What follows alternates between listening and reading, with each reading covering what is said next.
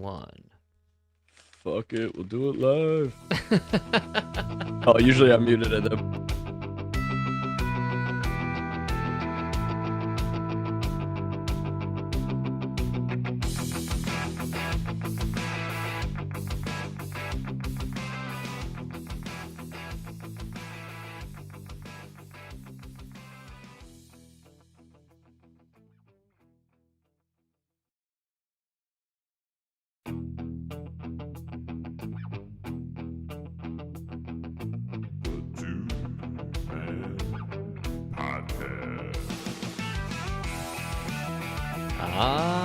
Yeah.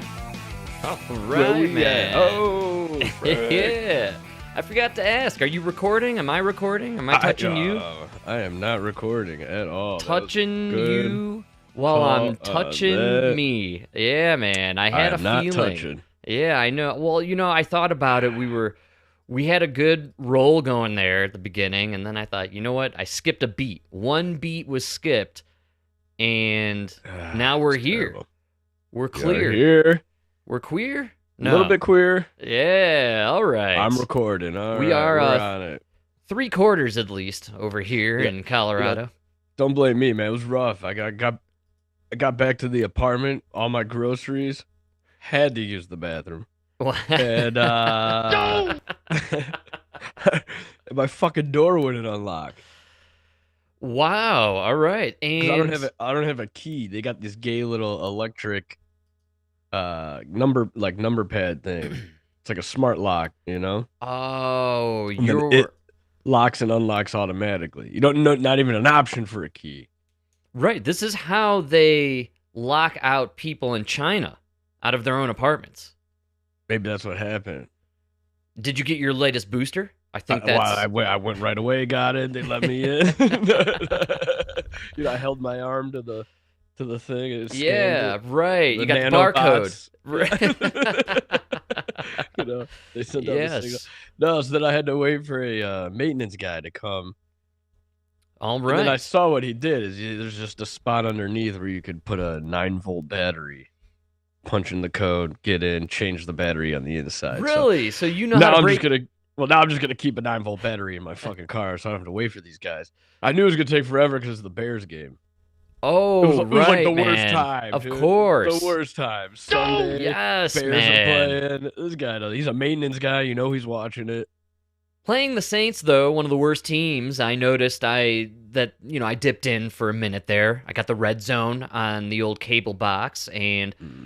They showed the Bears kind of dominating, up by multiple touchdowns. I could see the guy waiting for that last touchdown to be like, okay, this game's out of reach. Now I can go spend a little time. I'm guessing that was around fucking 2:19 because it was, right around there. Yeah, yeah, man. All right.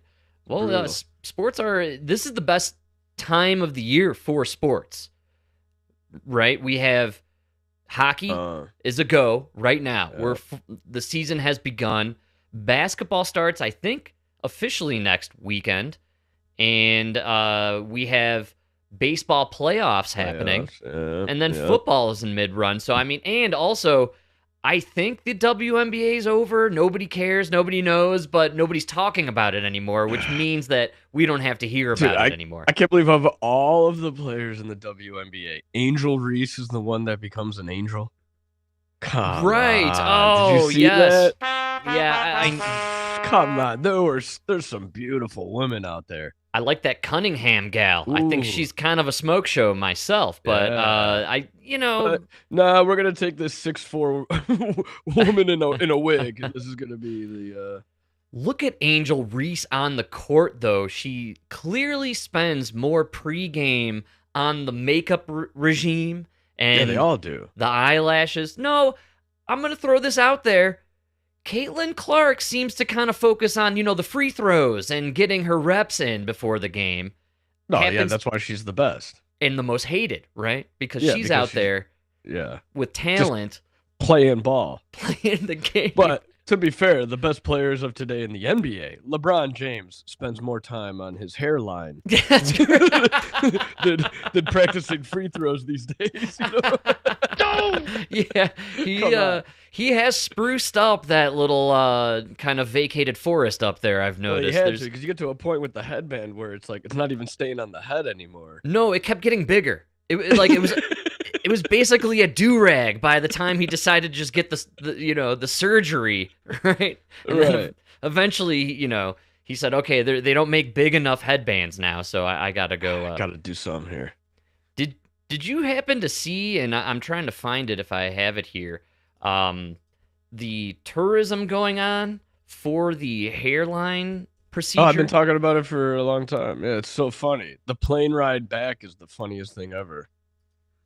It's a bunch of dudes with bleeding scalps. Bleeding scalps, yeah. It's literally a whole plane full of guys. They're the only people going to Turkey. Huge industry, though. NPR did a little expose on it a few weeks ago. How one country has become a top destination for hair transplants. Pretty interesting stuff, man. I kind of got down and dirty with the article. It's like $3,000, right? They see around 5,000 patients a year, which is crazy. Yeah, that's just 5,000 patients. And I think here it is. The airfare, lodging, and cost for the transplant, $3,400. Not bad. Yeah, it's like 20 G's here. And yeah, here in the U.S., the procedure, not any kind of lodging or anything, you're looking at about $13,000 to start, and that's probably a basic level. This is gonna be a 20. And the thing is, it used to be cheap in Mexico, but then even Mexico is like 10 G's, I guess. Oh, so they're doing it in Mexico too? Yeah. All right. Oh, you go like right over the border in Mexico. It's just like pharmacies, doctors, dentists. There's areas where it's like you get actually really good care for pretty cheap. Huge industry. I always thought, well, I could see you're taking a risk with the whole going there. And, obviously they're claiming not a lot of success stories. Or there are, but there's also a lot of bad stories. It's a percentage game here, and you're going to Turkey. Turkey, I believe they like to be referred to. And, but they pay for the lodging and the flight. So I think... I mean, if I went there, I wouldn't drink the water. You think I'm going to let them do anything to my scalp? Or, like, cut me open? You know what I mean? So, I don't know. LeBron James probably got his done there in L.A., I imagine. In L.A., yeah. Forked up the $50 million or whatever it is for the fantastic procedure. He looks good. He looks younger, right? He's sporting a good hairdo now. And basketball's coming around. Did you watch baseball this weekend, though? Is my question, man. No. I know you didn't. I tuned in to the Dodgers beating the Brewers, which means my bet at the beginning of the playoffs turned out to be a dudski. However, Shohei Ohtani, many are saying, played what could have been and possibly was the greatest baseball game ever played. Dude, I watched this, man. He pitched and was DH. He had 10 strikeouts on the mound in a no-hitter for 6 innings and cranked 3 dingers while he was pitching this game, dude. Wow. So not only did he not let you hit, he hit 3 home runs.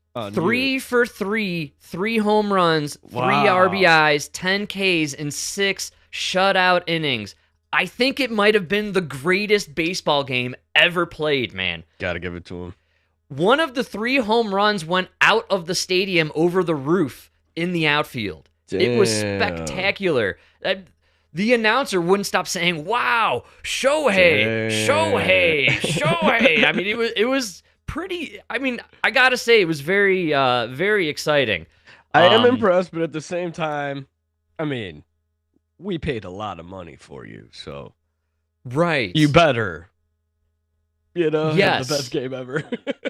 And clearly Japan went all in on the genetic enhancement when you were in the fake womb or whatever that they had you in there in the laboratory. So, he's one of the CRISPR babies is what you're saying. Absolutely. Yeah. No, this guy's definitely genetically, digitally AI enhanced on some level. Again, I hearken always back to Yao Ming when China saw Shaq and they're like, no, we're going to create the greatest basketball player ever. We can make him bigger. We're going to make a giant. He's just going to dominate. And then I think Japan, they always look at things from, a more compact way. And they thought, okay, well, let's go dominate baseball. We're going to genetically create They'll never see it coming. Yes, right, dude. So they created Shohei Ohtani, and I got for us, it's a great quick rundown. It's in chronological order, his just sheer domination in the greatest game ever played. Strikes out LCS. In game for the LCS. Just cranks a dinger. Shohei! Leading up the highlights already. Damn, this guy's hitting 100. Coming in, dude, rocking these dudes. And I'm going to crank another dinger here. Jesus Christ. Is it a swing? It is. Look at how nasty these pitches are, man. No, those curves are incredible. 1 and 2 on Touré. And a swing, and it is. Jesus Christ. Let's do a little hat trick here. Yeah, man. Oh, wow. Greatest baseball player of all time. I really do Probably. believe. I'm totally floored. It was a really fun game to watch, man. Nobody is stopping the Dodgers. They are going to sweep the World Series. I guarantee it. I think it's the Mariners, maybe. No idea. Doesn't matter. In fact, just don't even show up for the series. Just leave your hats on home base, walk away, give Go it to find the a Dodgers. local high school team, send them in. Dude, It doesn't matter.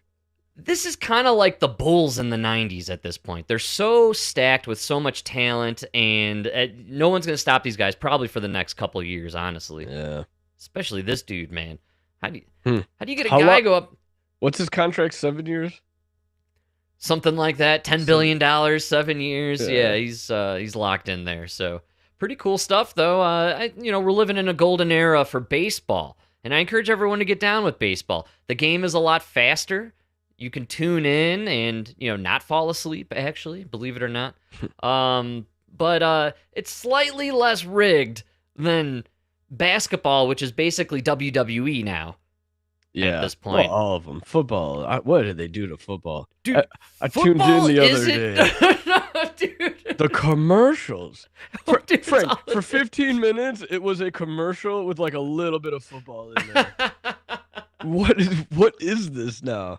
And I think people don't understand because it they've just been slowly adapted to it. You know what I mean? But like when you don't watch it for a couple of years and then you come in, you're like, what happened? Right. Yeah, it's a sad Especially state like, of are you affairs. ever allowed to tackle the guy with the ball, or is that like we don't we don't do that anymore? On Thursday, it was dubbed the Icy Hot Bowl, and it had, for the first time in history, two quarterbacks over 40 years old facing off. Joe Flacco Jesus. And versus Favre. no, well, the other Favre, Aaron Oh, Rodgers. That's what I meant. Yeah, Aaron Rodgers. You're right. They're like interchangeable. Basically the same guy, different generations. So yeah, the Icy Hot Bowl. It ended up being a shootout. It was like a classic game of old school quarterbacks just dumping 30 passes as far as they can. And, Oh yeah, you're 40 years old. You got these 20-year-olds running at you. Get that ball. You're not running either. Yeah. Throw it. You got about 6 seconds. Get it somewhere away or I'm from me. spiking that sucker into the ground. I'm throwing it left hand, right hand. Doesn't matter. Just Going get this on thing away from me. There's no way you're outrunning those guys now.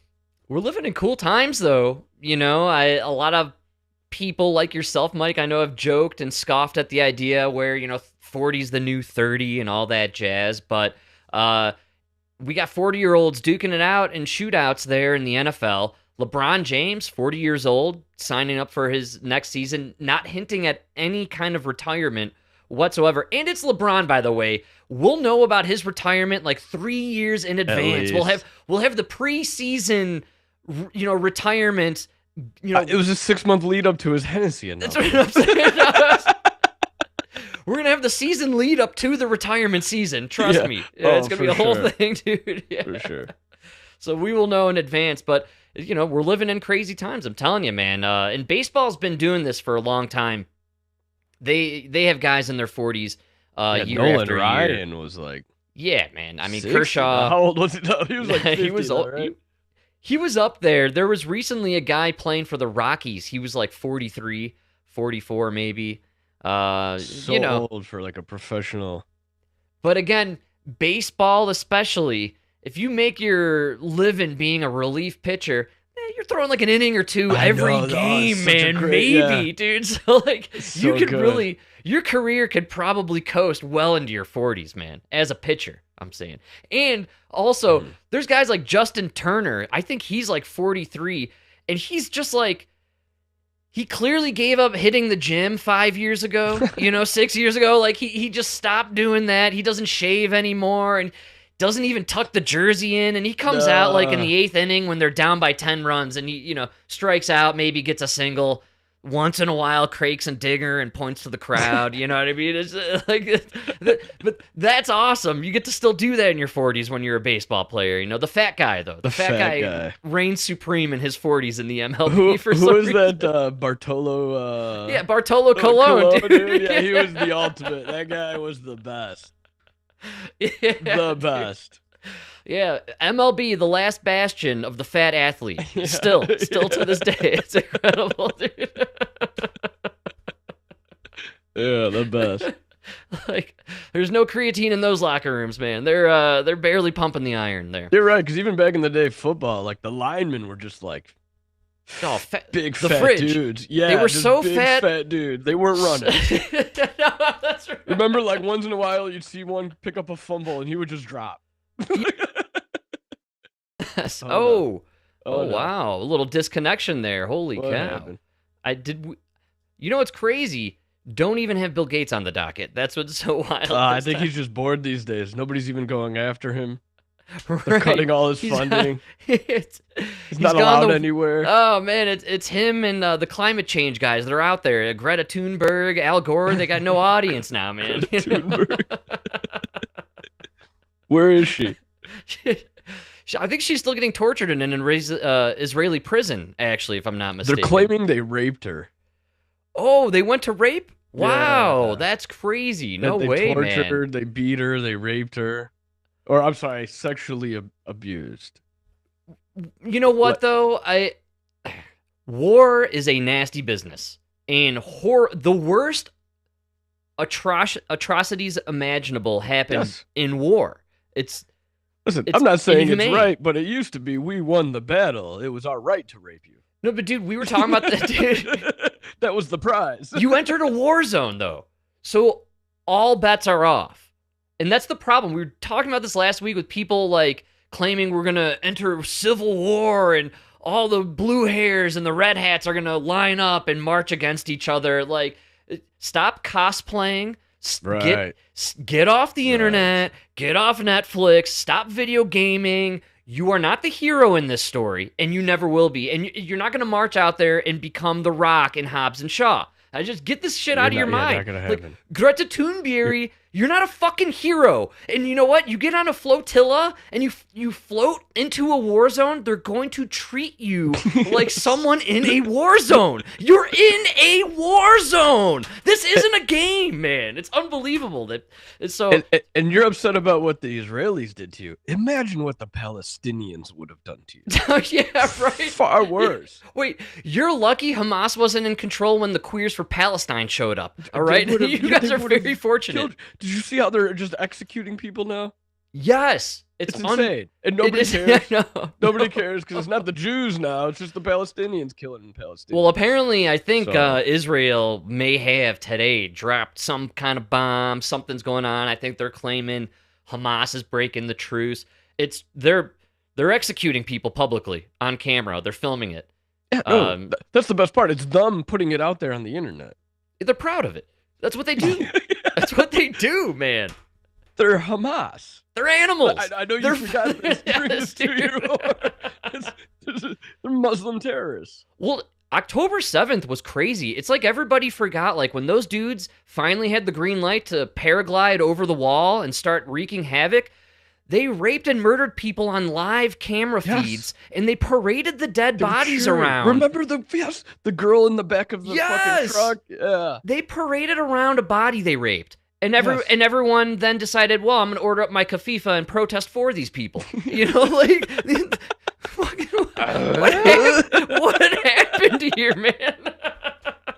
I'm for that guy. I'm for those guys. That team, man. It's crazy. Normally, I would be against the guys who tortured and raped innocent teenagers at a music festival. But Trump said the Israelis were good. Right. So I gotta go. That's just, I mean, it's hip to fight Zionism, dude. Come on, bro. So Get your Kafifa on. Where's your pussy hat, man? Right? Poor guys. Yeah. And now they can't be happy that Trump got peace. I know. That's the best part. It's amazing that it could not be celebrated. And, well, you couldn't be celebrating peace in the Middle East and carry that kind of mojo into, we're going to fight this king who's running this oligarchy. And, you know, we got no King's Day, man. So dude, we got to stoke the anger. And, you know what I mean? So where's the stoking of the anger when we just created peace in the Middle East? Right. It's really hard to be angry, you know? So okay. This No Kings protest. Have you seen the videos coming? Listen, I got to the 7 million boomers out there. We get it. You don't like Trump. You watch MSNBC and you don't like Trump. We get it. You guys could just stay home, stop blocking traffic. You know what I mean? I mean, I don't want to be anybody there under 50. Dude, I don't want to be prejudiced here, but I was telling Emma because, so Emma is in line with Gen Z, Gen Alpha, younger millennials. She gets all her info from whatever's fed to her down the TikTok feed, right? Oh, so she's about to be pro-Israel. She is. She actually, the FIFA just came in from Amazon. Yeah, the keffiyeh came off. The Israeli flag went up. So I was like, hey, what are you seeing on there about the No Kings? She's like, nothing. Yeah, of course you aren't. Because there was nobody under 50 at the No Kings, man. There was nobody there. It was absolutely the silliest thing ever. Here we got a glimpse of. Look at these people, man. Oh, my God, dude. Oh. Is there anybody under 50? Dude, well, you know what? At least they're finding something to do. Yes, dude, great call. These are the old hippies. They ended up selling out to the man, right? Now they're retired. They feel like they could go back to their hippie ways. I mean, I'm still not clear what this was all about. You know what I'm saying? Like, I don't know what they were really... What are you talking about? No Kings. I don't know what they were protesting. I don't even know what that means. No Kings? What does that even mean? But they look hilariously old, and I'm just glad the boomers got outside, got a little sunshine. You know what I mean? Of sunshine. There's a video online where they're like doing this dance, and this guy says, if only they would do this every day for about 30 to 45 minutes.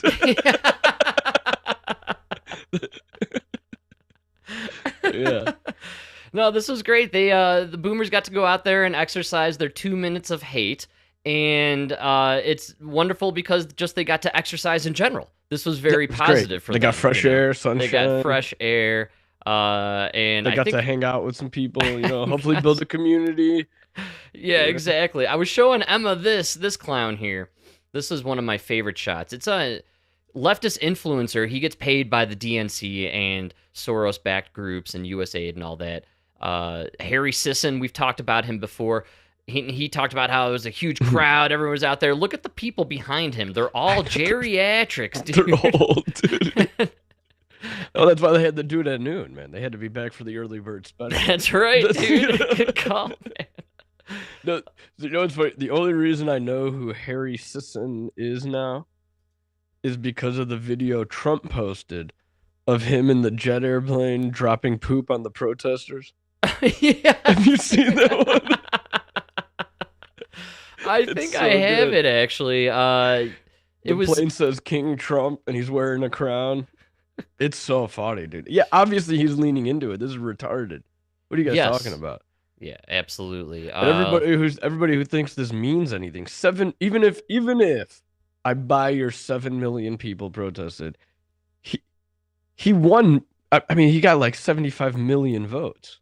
He got the majority, the popular vote, majority of the electoral. We won the House, the Senate.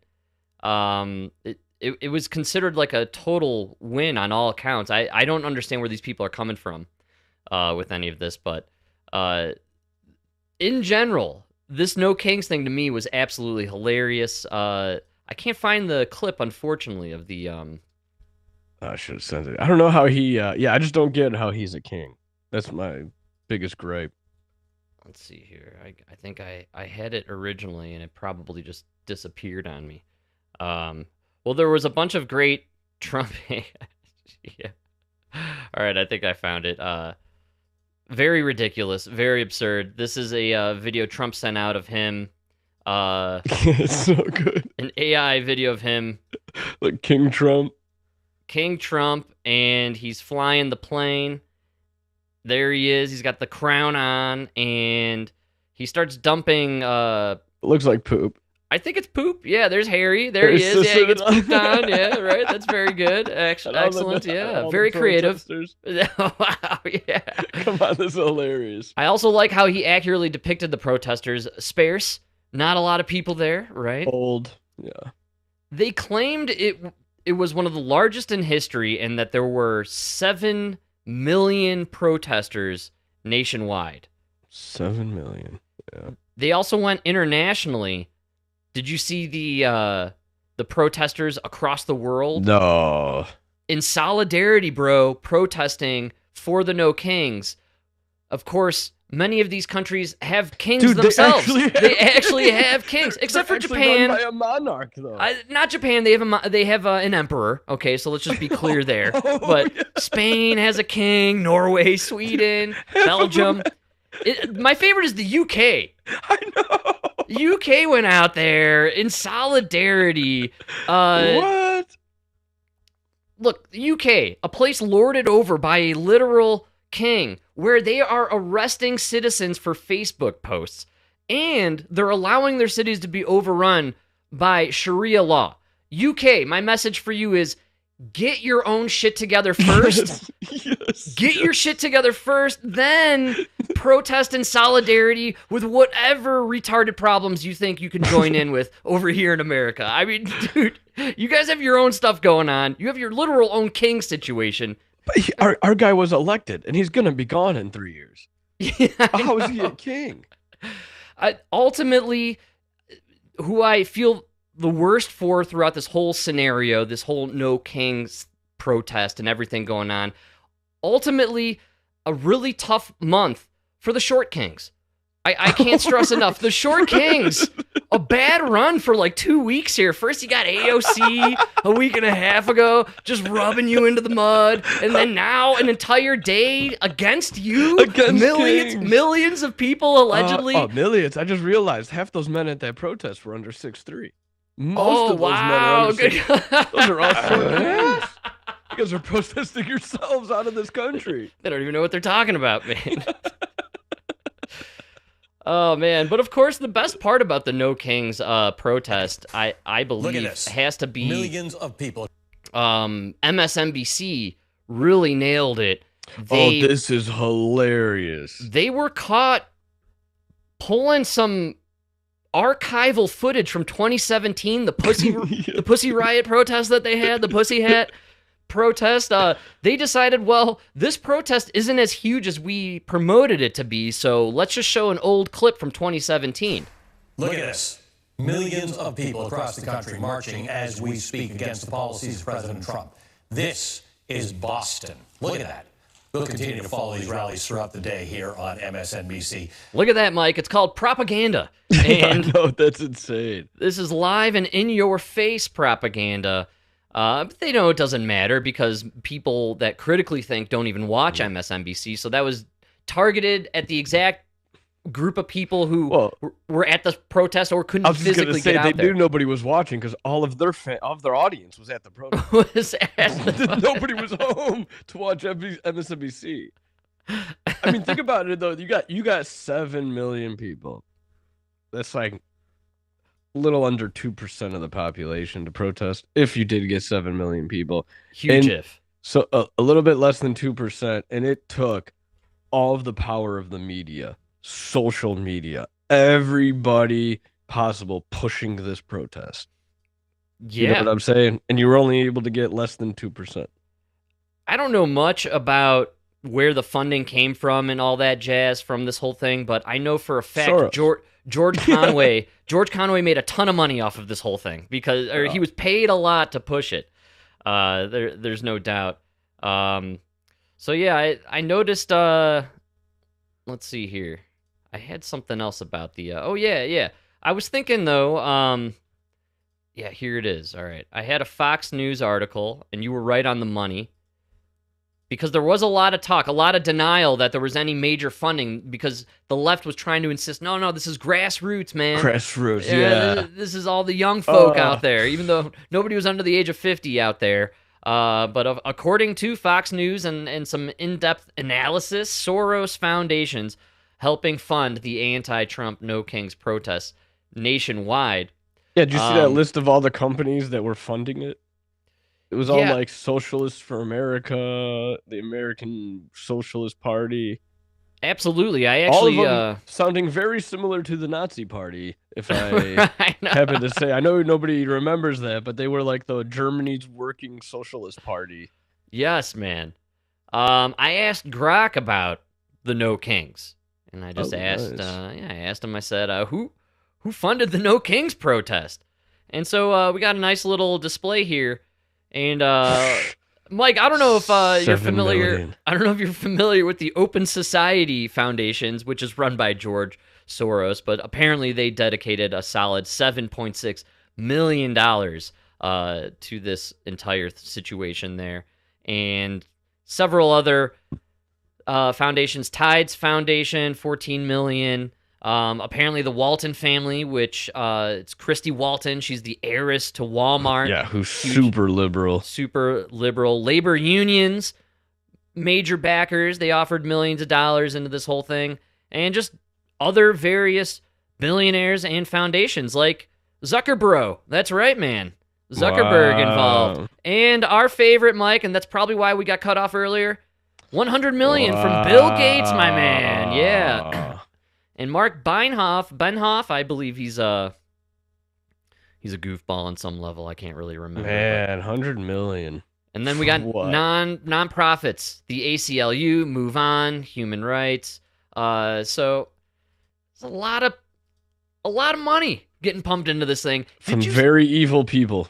The advertising blitz leading up to this was pretty phenomenal, man. I mean, no, that's what I'm saying. It was everybody was escape pushing it all over the media. Yes, every channel on cable they were talking about it. Absolutely, the radio. You'd hear about it on the radio stations. I mean, they did everything they could to push it, and they got less than 2%. Yeah, it's pretty sad. And ultimately, I just think this is the a classic tale of two Americas. You got to see it here firsthand. Most people yesterday, like myself, who work all week, we get Saturday to take care of stuff around the house. So we mowed the lawn and did fall cleanup, got the leaves blown onto the grass. You know what I'm saying? And my buddy Scotty was in town with the family. So after we did the yard work, we went over to a brewery / arcade place so the kids could run around and the dads could hang out and watch college football and drink some beers and chat and hang out. And you know what I mean? It was just a Saturday. It was my day to take care of stuff. I'm not going to fucking waste it to go be with a bunch of sweaty fat people, in downtown Denver protesting the Kings. I mean, we live in a democracy. You know what I mean? I try to argue this, that we hated Joe Biden just as much as you hate Trump. Yes. But we didn't go protest on Saturdays because we were working all week. Right, and many of us working on the weekends because of the inflation due to Joe Biden's policies, right? So, yeah. No! We weren't protesting Joe Biden. Well, we don't care that much. So actually, we don't hate him as much as you hate Trump. Because I'm not dedicating any time to going to protesting. No, we just don't care. We're gonna Yes. laugh at the fuck Joe Biden. Let's go, Brandon. Right. Yeah. I'm not going out of my way. You know. Well, we protest the old-fashioned way. We show up and vote, and we protest with our votes, man. You know, if we don't like your policies, we're gonna vote for the other guy. That's how it works, man. But ultimately, I was thinking about how silly this whole thing is because America's greatest export is our culture. That's the number one thing we give to the world. And when it comes to America, we're the king of everything. We're the land of kings. And I got proof because I could see you're kind of thinking about where I'm going with this. But we export our culture. We're the land of kings. Burger King. We got the king of pop. King of pop. Right? The king of rock and roll, Elvis Presley. Mike, not only the king of crash, but also a sultan of SWAT. Babe Ruth. The king of late night, Johnny Carson, man. But see, all of these references are just kind of like, we think of them as the king. I don't think the whole world, I don't think that's like an international, maybe Elvis. No, we export our culture. That means we declare who's the king, man, and the world follows who we declare is the like king. We have the World Series of baseball because we let in one team from Canada. Exactly. It's the World Series. Welcome. You're welcome to be able to join, man. The king of soul, James Brown, right? Mike, your favorite? We were just talking about King James, King Baby, right? That's right. Martin Luther King. Well, that's not fair. That was just his name. But I'm gonna give him the king status there, Martin Luther King. Also, the Heil Hitler going on there. King of the Hill, my man. Come on, we're home of King of the Hill, right? I think I'm onto something here. I'm telling you, our greatest export. We export the king. Mike, my probably one of my favorites, but you alluded to it earlier. Not only do we grill our cheeseburgers here in America, but we flame broil them, baby. That's right. The Burger King. Oh, I hit the wrong button there. Yeah. There he is. The Burger King, man. Right? We flame broil at the Burger King. I mean, that is just the prime example of how great we are. The Texas Double Whopper. Yes. Absolutely. That's amazing. Come on. You can make Try it your to beat way. That, right? France. That's your right. Fucking snails and fish eggs. Get out of here. Oh, man. And not to be outdone, last but not least by any measure, my personal favorite, the Lizard King. Jim Morrison, the one and only. Does it get any better than the Doors, baby? I mean, come on. That's the American product right there, right? You're right, man. The land of kings. The land of kings.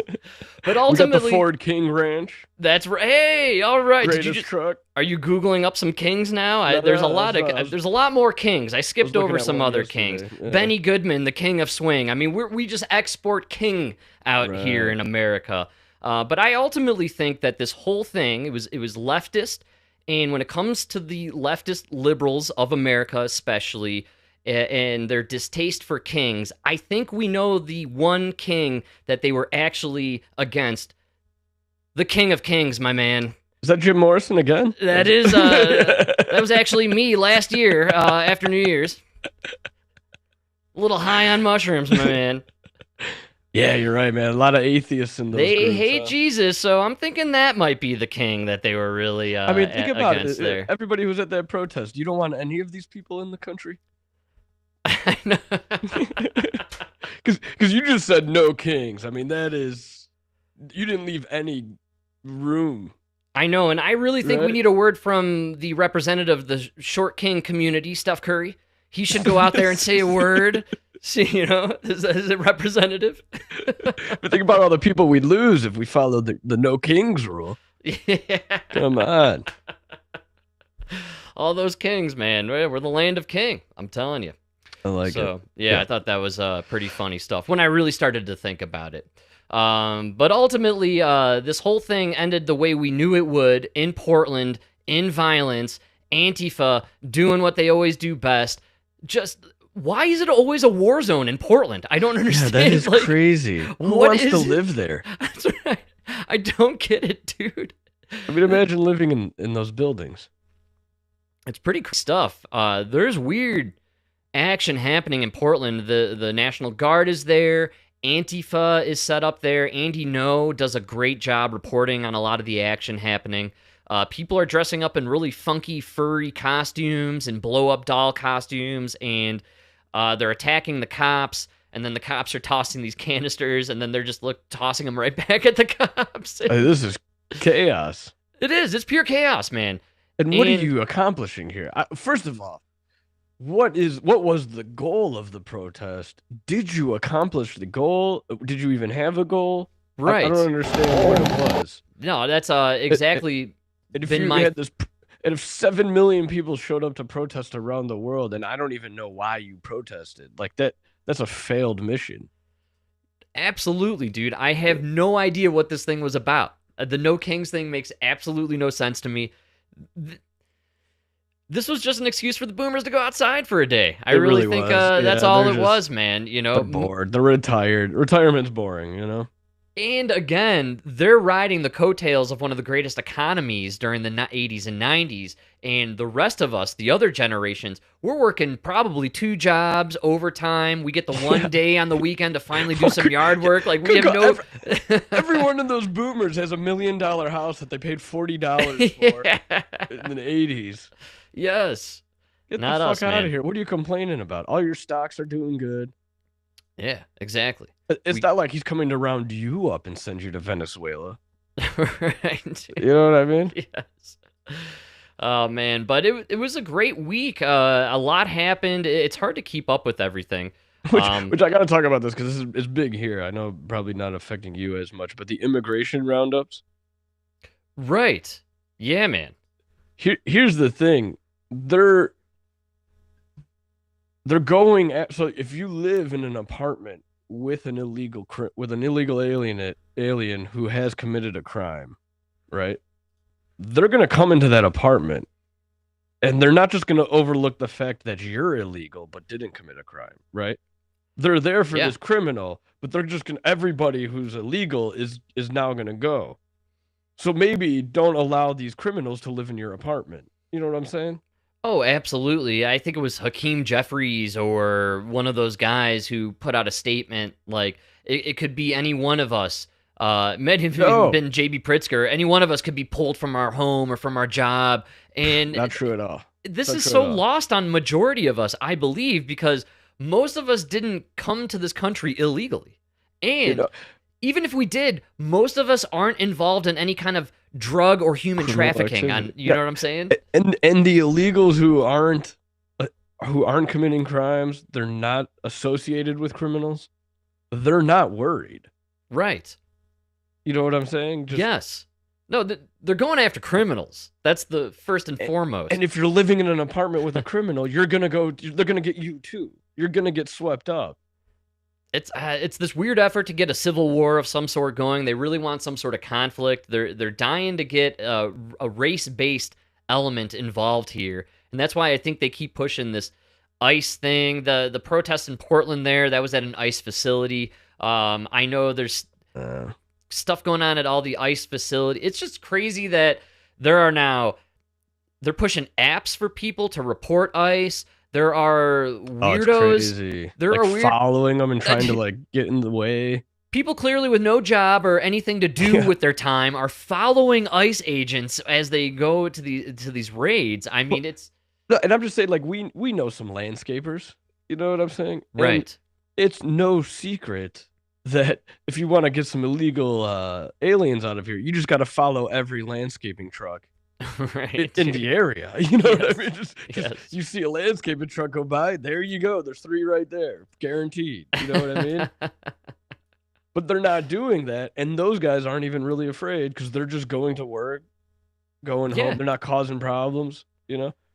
It was the immigrant thing the number one No King focus, and is that all they have at this point is my question, because I saw today eggs have plummeted in price apparently, so they can no longer talk about eggs. Oh, no way. They love talking about eggs all that time. Yeah, dude, it was all about the eggs for about 5 minutes, and now it's gone. Well, that was because it was Donald Trump's economy 5 minutes after he took office when the eggs plummeted. Yes. But then now that we're 8 months in, now it's still Joe Biden. He's still riding Joe Biden's Yes, economy. man. Fucking joke. Oh man, unbelievable stuff. Well, let's see. Flop. I have Ted Cruz talking about the Soros thing if you want to hear it, or we can jump to the next thing. I know you love Ted Cruz, man, and people were claiming that he doesn't know what he's talking about, but there, like I said, there was a great article that he's one of the came out smartest about men it. in Congress. He's literally one of the smartest men in Congress. And people like they act like he's a dumb. I know. They rip on him all the time, man. And I get it. He looks like Grandpa Munster. I know. He's very, Oh man, You know what I love about him though? I think what I love about him the most is you never see him with the jacket off, the sleeves rolled up, like Jim Jordan. No, like Tim Waltz, and he's trying to be like a regular guy. Yes. No. Ted Cruz is this Ivy League educated lawyer, and he presents himself as an Ivy League educated lawyer all the time. He's not Jasmine Crockett. You know what I mean? Great call, dude. He is who he is. That's authentically him. He is that snob. You know what I mean? Absolutely. I don't know. I like the guys that just, Jim Jordan, or what do you say? Yeah, it works for him because he actually is kind of like that guy. You know what I mean? Just like Fetterman. Right. The hoodie. Absolutely. That's him. Yes. If Ted Cruz wore a fucking Carhartt sweatshirt, he would look like a clown, is what I'm saying. And Fetterman still does look a little ridiculous, but I'm warming up to Fetterman, which we'll probably squeeze a little Fetterman here right after this. Fetterman. Yeah, here's a quick Cruz. What I've been urging is follow the money, cut off the money. And you look at this No Kings rally, and there's considerable evidence that George Soros and his network is behind funding these rallies, which may well be riots all across the country. And Soros is writing the check. And so I've introduced legislation called the Stop Funders Act that would add rioting to the list of predicate offenses for RICO. Why is that? Because it would let the Department of Justice use RICO, racketeering, to prosecute the money that is funding the anti-Semitic protests on campuses, the pro-open border protest in LA and other cities, and these No King protests. Anyone that is supporting rioting and violence, it lets you go after the money. And I'll tell you, there are more than 200 left-wing groups behind these No Kings rallies this weekend. They deliberately are blind to what each of the others are doing. That's part of how they avoid accountability. RICO is designed for precisely that sort of criminal enterprise. And so I believe the Senate, we ought to take up and vote on and pass our Stop Funders legislation. And I've urged both Pam Bondi at DOJ and Kash Patel at FBI, follow the money and prosecute those who are writing checks funding acts of violence, political violence or otherwise, across the country. Yeah, get him, Ted. Hell yeah. All right. RICO charges against Soros and the gang. That'd be hilarious. Be pretty cool. Especially if, I think this is more targeted towards these groups, and it's probably Soros-based, where they're stacking up the bricks at corners of streets. And or whoever funded that Portland war. Whenever the dudes with the black face masks and the hoodies show up, we should capture them and find out who's funding those guys. And maybe then we'll pinpoint who's really kind of stoking all this violence that's going on. No violence at this one, though. It was very peaceful. And what's crazy is when those guys get arrested, like, you think they're like 18. They act as if it's like an 18, 19-year-old kid. But then when these guys get arrested, they're like a 38-year-old homeless man who's been a drug addict for 20. You know what I mean? Yeah, man. They're paying for these people on Craigslist, obviously. Sure. Ted Cruz taking it to the courts there, man. Making some legislation to end the Soros influence. Protesting's great if it's natural and grassroots, but all this stuff, I saw a clip of Mike Benz out there, and he captured a guy with a USAID shirt on. Like, not ironically, like he was a U.S. aid worker at one of these protests. So, I mean, the CIA is behind all this stuff. And just everybody, when you get a chance. Seriously. Check out Legacy of Ashes, the history of the CIA by Tom, we're going to say Weiner, but the child of me wants to say Weiner. fantastic read. Very awesome history of the CIA. It gives you kind of a clear view of what's going on now. The CIA has brainwashed mostly the boomers just because they're the ones still watching cable. Yes. Yeah. That's and we need to figure out how they're figuring out how to brainwash people now. What's their avenue these days? Oh, you know what I'm saying? I can't wait for the book in 20 years to come out. That's right, dude. It's going to be great. It's going to be about TikTok. There's no doubt about it, man. For sure. Which now Mossad's going to be brainwashing us, so that's good. Well, they really want to do some kind of ban on anti-Semitic, posting and all that jazz on Twitter and X. Dude, I was censored on X last week for putting the word tranny in one of my comments. Nah. Yes, man. They literally sent me like an email about it on how the post couldn't be seen and the word clearly was the word tranny. But when did tranny become a bad word? Like, what's going on here? I never got the memo. Once the videos of Elon's son dancing as a woman started going around. No! Great call, dude. But the T stands for tranny. You know, the T in the LG, No, BLT. It's not tranny. What does the T stand for? Is it transsexual or transvestite? You see, you can avoid confusion by just landing on tranny. It's right before any of the other stuff that gets added to it. So I love the lady fella. You can't beat the lady fella. I'm a huge fan of lady fella. Yes, man. I debuted Lady Fella the other day with some coworkers. It was a major hit. Everybody was really big on this, you know. It's great. Well, because they were telling a story and about an interaction they had at one of their deliveries, and I said, and they were struggling with categorizing this character, right. And so you always do. I cut him off at the pass, and I said, "Hey there, is this a lady turning into a fella or a fella turning into a lady?" And they're like, "Oh yeah, it's a lady becoming a fella." I was like, "Oh, okay." And it provided a clear avenue, right? It was very clear there. I think this is how we got to go going forward. You're either a lady fella or a fella lady. Yeah. It's one or the other, man. But and really that clears way it up. It really does. It makes it very, because you know what, they really mess people up by saying transgender man. Whenever they say a transgender man, I'm like, which way are you going? Are we going Elliot Page? Or are we going Dylan Mulvaney? What are we talking here? Or the man transing to a woman? Yeah. No, it's not clear to me. But I think that's on purpose. That the whole reason they did that was so that way they could say to you, you oppose transgender women competing in women's sports? And you're like, I don't even know what that means. It doesn't make any sense. No, I'm for women. No. I'm pro women. Which one's the woman? Go ahead, everybody can play. Oh, that's what it is. The T is transgender. It is transgender. Transgender, right? Is the PC term, right? You can't so you can't say tranny though anymore. No, which is crazy because tranny was totally fine 5 seconds ago. At the same time when queer was a slur, like you could say tranny like 20 years ago, but couldn't say queer. But now queer I thought queer was always on the fence. Because remember there was queer eye for the straight guy? Well, then we got that. Like they recaptured queer. Right. And so I think that's, I don't know, tranny, they got to recapture tranny or something. I don't know. Lady fella is the way I like out. It. Yeah. Proper way. It's very Orwellian when you really think about this whole thing. You know what I mean? Like right now, tranny. Well, you're gonna get a little slap on the wrist there on Twitter for saying tranny.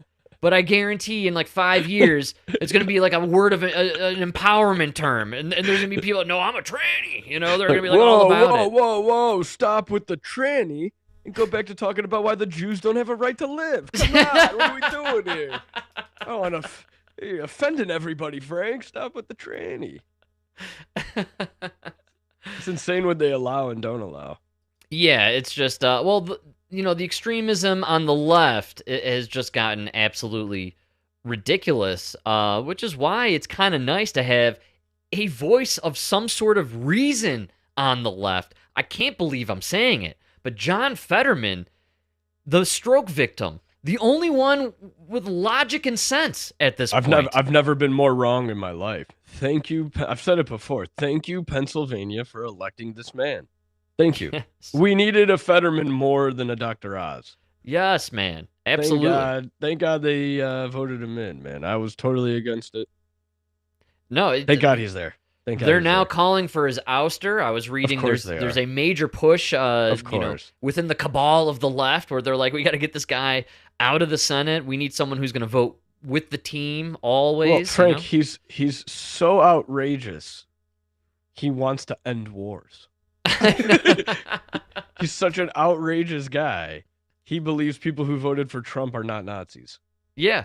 And also he's outrageous in the sense that he thinks maybe we should tone down the rhetoric, maybe lay off the word Nazi or Hitler, Maybe that is stoking a little violence, right? Can't have that in the left. That's right, man. Well, Fetterman did a little town hall action with News Nation, and you had Cuomo and Riley. He's the only Democrat that's like going on all these right-wing shows. Right. Well, what's amazing is look at this group we have. We got Cuomo and Stephen A. Smith and Bill O'Reilly and then Fetterman. What a mix of very different opinions up there. Able to kind of hang out and have a conversation. We need more of this action, right? This is what we need to be seeing. Crazy John Fetterman, the guy with the most sense, though, out of everyone. Stephen A. Smith is off his rocker these days. I was just thinking, look at all four of those men. Who would think the most logically thinking man is the one who lost half his brain and is wearing the Carhartt sweatshirt? I know. That's the guy. He might be the smartest one in the group. I can't believe I'm saying this. It's a good clip. If I had to pick one for president, I'll take the Carhartt. Yeah, man. No, let's go Carhartt guy. Here we got John Fetterman taking questions and speaking a little sense, common sense. Well, if you're thinking about winning the election, and so now that's all going to come down to 7 or 8 states. And that's really that matters. And I would like to remind everybody, because we all know that Trump ran the table, all of those kinds of states. And now you can't ever forget, these are the states that are going to determine who's going to be the next administration. And now a lot of the things, the extremism that people turned their back in 24, and that's how we kind of came up short. I campaigned for thousands and thousands of miles across Pennsylvania for Vice President Harris. And it was going to be incredibly difficult. You could just feel the energy there. And people really have connected there at a very fundamental level. And that's what I tried to explain to my party. And I'm trying to explain to the party right now. It's like, this is why we lost. And this is where we need to be to continue to win for these things. And there are parts of extreme things emerging clearly on those things. And that's why I refuse to follow that, even if that is going to cost me support in parts of the base. Do you think Harris could have gotten a deal with Hamas? You brought up a good point. I think I was the only Democrat early on to give President Trump credit for the peace deal. All right. Yeah. And he still struggles a little bit with getting the idea out of that noggin there. But I like what he was saying at this whole thing, which was we got to stop the extremism, and it almost was impossible to campaign for Kamala Harris because of how extreme everybody was speaking. They ran on him being Hitler. I know. It was really impossible to get down with. Maybe you should listen to this guy because your state voted for Trump and Fetterman. Yes. Right? So absolutely. Maybe this guy knows what he's talking about. Absolutely. I don't know. I don't know. He's right, because in those purple states, the extreme's not going to work on both sides. No, and I think everybody in general is done with the extreme. You can kind of see it with the turnout for this No Kings protest on Saturday.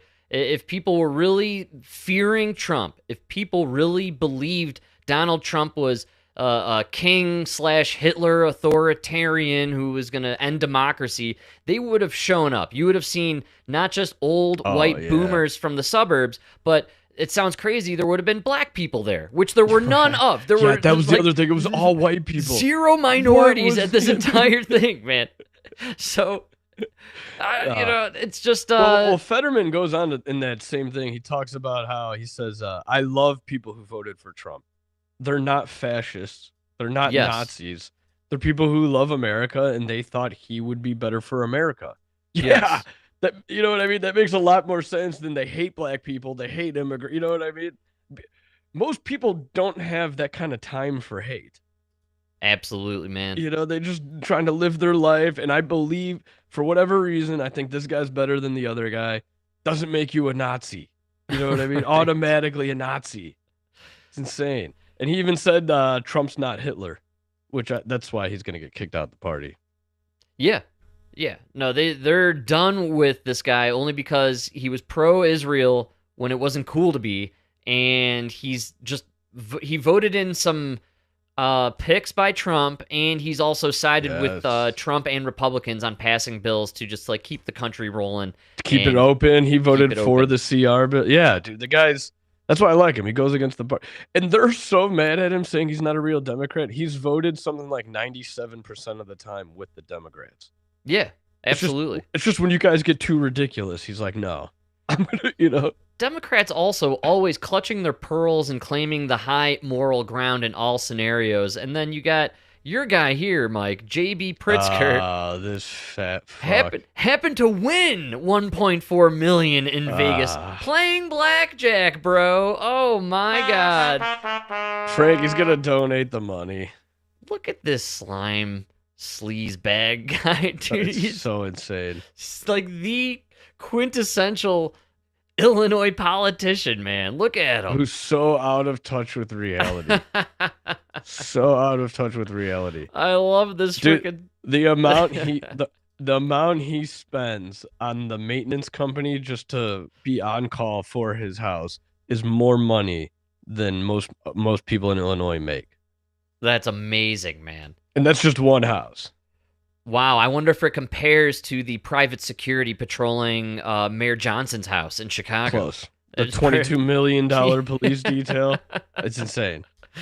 It is absolutely insane. insane. And I keep bringing it up. Everybody in Chicago, swear to God, has the shortest memory in history. We sold the parking rights to Saudi Arabia in 2008. For like $1 billion because we were bankrupt. That's just so ridiculous. So now every time you pay to park in Chicago, that money goes to Saudi Arabia. It's like $300 million a year. They said they got their money back in like 7 years or something like that, and the contract was for 75 years. Oh, man. They're busy solving real issues there in Chicago, Mike. I don't know if you heard the news or not, but that outline mystery solved. Is not of a rat, but more likely a squirrel. Oh, here, I started early. Here it is. That infamous Chicago rat hole on the sidewalk may be solved. There was actually research done about it. It was just published in Biology Letters. Scientists believe that outline is not of a rat, but more likely a squirrel. Wasn't that a rat with a furry tail? Thank you. I was about to say, same thing. Yeah, they're literally the same thing. We all remember the... Dude, that's definitely a rat. Get the rat fuck out of here. The rat print that warmed the hearts of Americans and possibly the world. The Chicago rat hole, dude. Yeah, they're saying it was actually a squirrel, man. Nothing sums up Chicago better than a fucking rat hole. I love they're citing a scientific paper. They did a whole research on it. You know the whole thing. And well, Frank, we don't really have anything else going on. In this. You want us to research the crime, the migrants, the fact that businesses are leaving? Come on, the fact that we slowed down traffic to a crawl with bike lanes, stop signs, and speed bumps. Chicago, dude. I got the priorities right. I love it. You get $2 million for a security detail for the mayor, and he refuses 22 million. Refuses to put allocate any money to stop actual crime going on around the city. But no, he's got his own personal security detail, and then we're allocating funds to figure out whether or not that was a rat or a squirrel that got imprinted into the cement there on some random sidewalk on the north side. It's very important. Yeah, Very important. Chicago's doing great. Thriving. Did you see the Obama library? What an atrocity, bro. What is going on with that thing, So man? funny. They're not even calling it a library anymore. They're calling it the presidential center. It's not going to have any books. Oh, really? It's Oh gonna. my God. It will have more basketball courts than books. It looks really terrible. It's the dumbest looking building. It looks god awful when you're driving by. And it used to, you could have just built a beautiful park. We have beautiful parks. Bro, but when we look at it, we're all thinking the same thing. Obama, Chicago, Lori Lightfoot probably signed off on it. This is DEI all over it, man. Yeah. You know it, dude. dude. You know. They got some inner city architects, some black kid. Dude, same guy who did that George Floyd monument in Boston, or no, what was it? With the arm or whatever that looked like a giant dong or something. The 2 arms, man. Was that for George Floyd or Martin Luther King? That was Martin. That's what it was. It was like Martin Luther King and his wife hugging or something, but it was like their arms. Remember? It looked like 2 guys dongs embracing each other, right? In a dong pretzel. Yeah. What was that?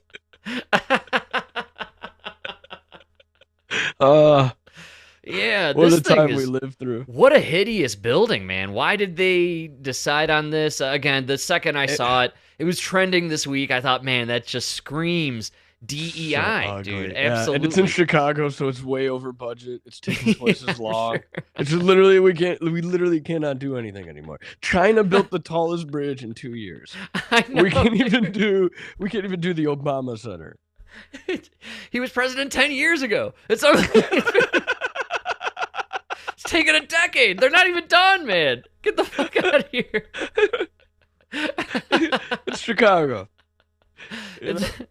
I mean, you know what the best is? 9/11 happened, and they do all this draconian like rules and laws, like the real ID. 25 years later, they barely got real ID going. I mean, we're barely there, dude. It's so great. incompetent. We can't even do Orwellian dystopia in a timely fashion. You know what I'm saying? Like they too much incompetence. Dude, the U.S. government, they want to be an authoritarian regime, but it just takes way too long to get around to it, man. Like it's just too much red tape and bureaucracy. A lot of effort. You know how many permits we would need.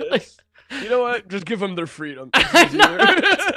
It's so amazing. Like, there's so many politicians and filthy just sleazeballs lining their pockets throughout the process of trying to institute the authoritarian, dystopian, hellhole that we just never even get there. That's the best part. That's what the history is going to be like. And eventually China will take over. That's why every day we try to thank our future Chinese overlords. Oh, Hiroshima. Yes, please. Forgiveness, please. That center is costing $850 million.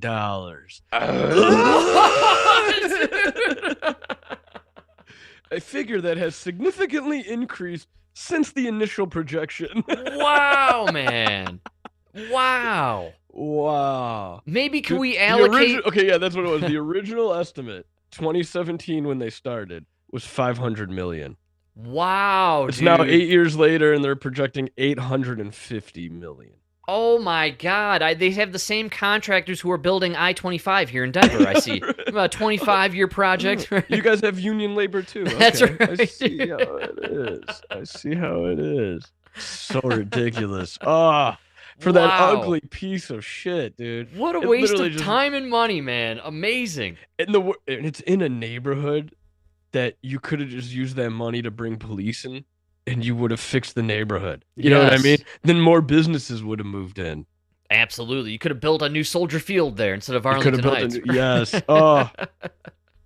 $850 million. Beautiful, man. Beautiful. I can't wait till it's finished. It's going to look probably uglier, is the only thing I can imagine. And nobody's going to visit it. Who's going to the... For what? Yeah, what's the point? What is it for? Clearly, it's just something to launder money through. That's obviously what's going on here. Yeah, to grease the wheels, you know what I mean? Somehow, pay off your labor unions and all that. I'm sure a percentage is going to Zelensky in Ukraine, and then somehow, Sam Bankman-Fried was involved at some point. Probably why it got delayed longer. Oh, for sure. It's laundering. Mike, I can't believe I'm saying this, man, but we've hit that hour mark. It's definitely... Before we go, did you see Zelensky wore a suit again? Wow. No way, man. He came to the White House meeting. He was wearing a suit. Trump even commented it was nicer really? than the last suit. Yes. It got a good chuckle. Dude, Trump is the funniest president we've ever had. Without a doubt, dude. It. Yes, he's a stand-up comic. When he said that lady, I asked her if she loved America or Israel more. She didn't answer, which might mean Israel. That's right. So fucking funny, dude. That guy is so fucking funny. He had a lady, like a reporter on there last week, and she admitted she used to suffer from Trump derangement syndrome, and she's like, now I feel better about my health, and I think I'm looking more attractive. And he goes, I think you're right. He's like, I think you are. What? Remember the Sydney Sweeney? Yes. They were like, what do you have to say about her being a Republican? He's like, well, now I really like that ad. Yeah, man. He's a genius. Yes. He spent his whole life, sweet talking people. Like absolutely. That's his superpower. Yes. It's just making everybody feel comfortable. Absolutely, man. Even us, the American people. Right? Yeah.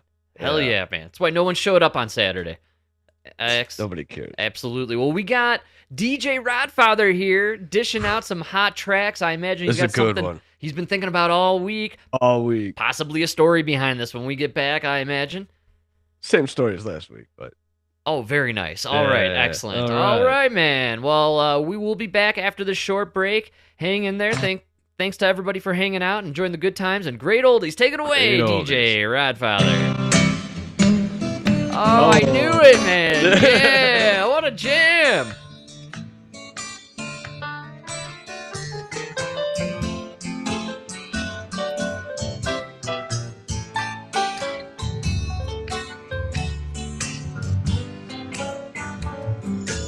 Once I lived the life of a millionaire. Spent all my money, didn't have any care. Took all my friends out for a mighty good time. Bought bootleg liquor, champagne and wine. Then I began to fall slow. Lost all my good friends and nowhere to go. I get my hands on the dollar again. I'll hang on to it till that old eagle wins. Because nobody loves you when you're down and out. In your pocket, not one penny. And as for friends, you don't have many. When you get back on your feet again, everybody wants to be your long-lost friend. I said it straight without any doubt. Nobody knows you when you're down and out.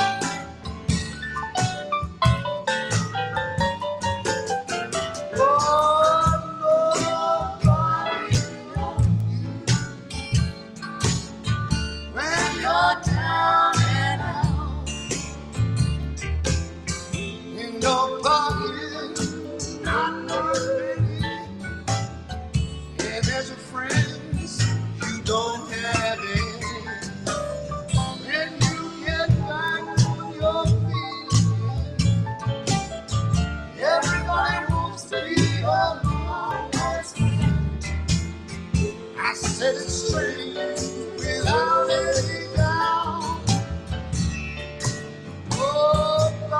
Nobody knows you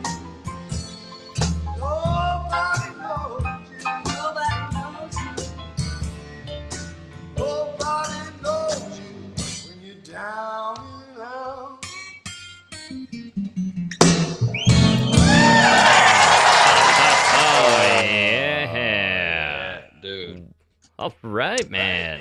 Dude, yeah. Excellente. Oh, Eric Clapton. Getting the echo there. Flying through the air. Oh, yeah. How's that? We good? Perfect, man. Still recording. Eric Clapton, man. All right. Eric Clapton. Yeah, so yesterday was Sweetest Day. Gay. Sweetest Day. Sweetest Day. Yeah, gay. What is the sweetest day? I don't know. It's a made-up holiday. All right. But I don't know. Me and Danielle are hanging out. I cooked ham steak. All right, man. Remember Mom used to do the ham steak? I do remember the ham steak. Yeah, How very did salty. She cook the noodles? The noodles, I believe, were... It was the bow ties. It was, and then you saute up some olive oil with garlic, salt, and some herbs, and just a light amount. You boil them first? Yeah, you boil the noodles up, then you toss them into the oil there. See, I would have fucked it up. Thank God I didn't try. That's right, man. Yeah. I couldn't remember how she did it. Yeah, it was the oil with the garlic and herbs, probably salt, some oregano. Salt, pepper. Man. Hell yeah. Yeah. That's how you do it up. Try that. I gotta try that next time. Yeah, I love that ham steak. Ham steak's good. I've been really we've been rocking the orzo game. I don't know if you're down with orzo. Bro, this soup I get, it's like this Italian soup, and it's chicken orzo. Right Fucking on. my favorite. Oh, yeah. Dude, he does the chicken orzo and the chicken gnocchi. It's the best soup ever. Wow, man. Chicken gnocchi. All right. Yeah. It's the only soup that comes in a glass jar. Right on, man. I wait till it goes on sale and I stock up. I like to do the grilled chicken with the orzo, and I make the orzo with bone broth. Yeah, dude. So Elevates. I started doing my couscous with bone broth. Yeah, the food's so nice they named it twice, man. Twice, yeah. I discovered couscous at like 37 and fell in love. Someone's about to buy a Subaru, I see. Very nice, my man. Welcome to the club. Hold on, my boyfriend's calling. Not that there's anything wrong with that. Yeah. Very nice. Couscous. Yeah, so I love I'm a huge fan. Dude, so what I do is I learned it from HelloFresh. Yeah, man. So before you do anything, you heat up that pot and then you melt a little bit of butter in there and then you put the couscous in. Right on. And for a couple minutes, it almost gets like a popcorn-y smell. Yes. And then you put the water. Yeah, and man. then it fucking it turns out so good. You gotta rock the bone I'm talking broth. to you like you don't cook. No, but then instead of doing just water, I've been doing the bone broth. Yeah, man. I do chicken broth. Whole nother game. I'm telling you, you're in a new level of living, dude. Yeah, absolutely. I'm trying to get through to all these like single guys, man. I was there, man. You know, it's literally Neo in the Matrix. Like you're like, dude, it's so much better when you cook for yourself because you can make better. It sucks in the beginning. I ate some terrible meals. You know what I mean? Barely edible. It was so hard. But once you start picking up little things like that, like the bone broth and all that, dude, you start making meals that are far better than what you're getting at McDonald's. And you're healthier and your bowel movements are better. You're right. It's right out of the out of the Matrix where you're Morpheus and you're looking at these young fellas like Neo and they're like, you mean you're trying to tell me I can dodge diarrhea? And you're like, when you're ready, you won't even have to, you know, like the other just have one bowel movement a day, my man. The other day, this guy was on his 5th shit, and I was like, I haven't shit yet today, and I won't until I get home. One time, man. That's all you need. He looked at me like, teach me your ways, master. Excuse me? Yeah. Sensei, please. How do you?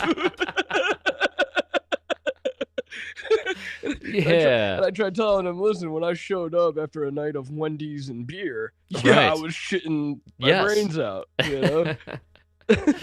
Absolutely. No, I work with a guy, he's a little bit younger than myself, and he's always showing up a little bit later than he should, a little bit more tired than usual, dragging ass, and, with the Dunkin' Donuts coffee, and he's got the, the sugar...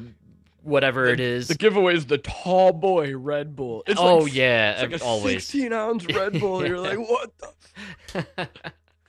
It's a combination of things. So the drinking leads to the bad eating, leads to everything else, and then it's this vicious cycle. It's a video, yeah. And then you end up spending a lot of time on the toilet. Time is precious, man. That is a valuable commodity and asset that we only have a finite amount of. You want to spend as little amount of it, I think, on the toilet. I think that's kind of the worst place to be spending. You got to that time. sleep at least 6 hours. That's a quarter of your time. Right, at least. If you spend another 4 on the toilet, you're yes, man. You're losing. I was thinking about the other day, though. It was kind of hit me while I was cruising around to work, but I was like contemplating the previous day where I like everybody else, I caught myself in a moment of just doom scrolling. Yeah. I was just doing it, and I was in the yard. I like to go in the yard, and especially when they're not chemtrailing. And by the way, can we have just the shutdown forever? Beautiful sky. Oh Dude, my God, no chemtrails, man. Today was the first time I saw chemtrails in 3 weeks. Over here. No, we got them back. Today the chemtrails were back. Yeah, Okay, don't worry. I took endless pictures. I ran out of memory on my phone. It was what I do with the chemtrails, man. But it was beautiful this week, and I think I actually took some. I got the pictures, I think, actually, which will probably crack you up. But you know what I do for the doom scrolling is now my iPhone every week sends get the alert. This is your screen time. Oh, good call. And I got it down to 3 hours a week. Awesome. Nice. Which is not bad. Yes, absolutely. And I think if you were to do that geofencing in my like I think you would see that those 3 hours are me on the toilet. Right, I got you. Yes, because I mean, is there anything but I have the book at home, but when I'm at work, I'm on the toilet. It's right. Public bathrooms. You're on Twitter. Toilet's appropriate for doom scrolling. That's where you should doom scroll. Yes. The rest of the time of your day, you should be active. And so you know why? Because on the toilet, your legs will fall asleep. You got to get up and go. There's a timing. Yes, there is. Yeah, on the couch, you'll sit there 3-4 hours for sure. Great call, dude. Away. You're gonna get the dead leg if you're there for too long. Yeah, and you feel it coming. You're like, all right, I got 3 more videos. That's it. You know what I mean? Dude, great call, man. So I was doom scrolling, and I was in the yard, and I was just sitting there after work, and I sat down on one of our footstools. I think you've seen we got these bamboo kind of footstool things in our patio, and I like to just take it out in the yard and sun soak a little. And I was doom scrolling, and this stool, dude. So here, I took a picture. I had Emma do this with me. So now I'm just gonna tell everybody that this is a warning. This is not actual footage. Okay, this is we reenacted. This is a reenactment. So I was in my yard, and I was doom scrolling on this bamboo footstool, right? And then of course, out of nowhere, it collapsed on me. Right? Oh man, what happened here? All right. So I love the I love the note. It's not actual footage. I wanted to make sure that everyone understands. This is AI. Okay, this is a recreation. So yeah, so this thing collapsed underneath me, and what's amazing here is as it collapsed, right? I was sitting in a squatting style, and then it collapsed, and I didn't fall. I actually landed in a squat position, and then slowly sat down onto the wreckage, right? So I didn't hurt myself, and thank God. I got up, and I thought, okay, and I stood there, and I just stared at the carcass of this thing in the yard for a long time, and I don't know, dude. I warped through dimensions, and I had this moment of clarity where an epiphany. This was a lightning bolt came down from heaven and struck me in the head, and I was just staring there. Little hook for you. I was staring there at this wreckage, and I just thought, I got to put the phone down. This is clearly God just like smashed this thing underneath me, you know, like get off your fucking what phone. What are you doing?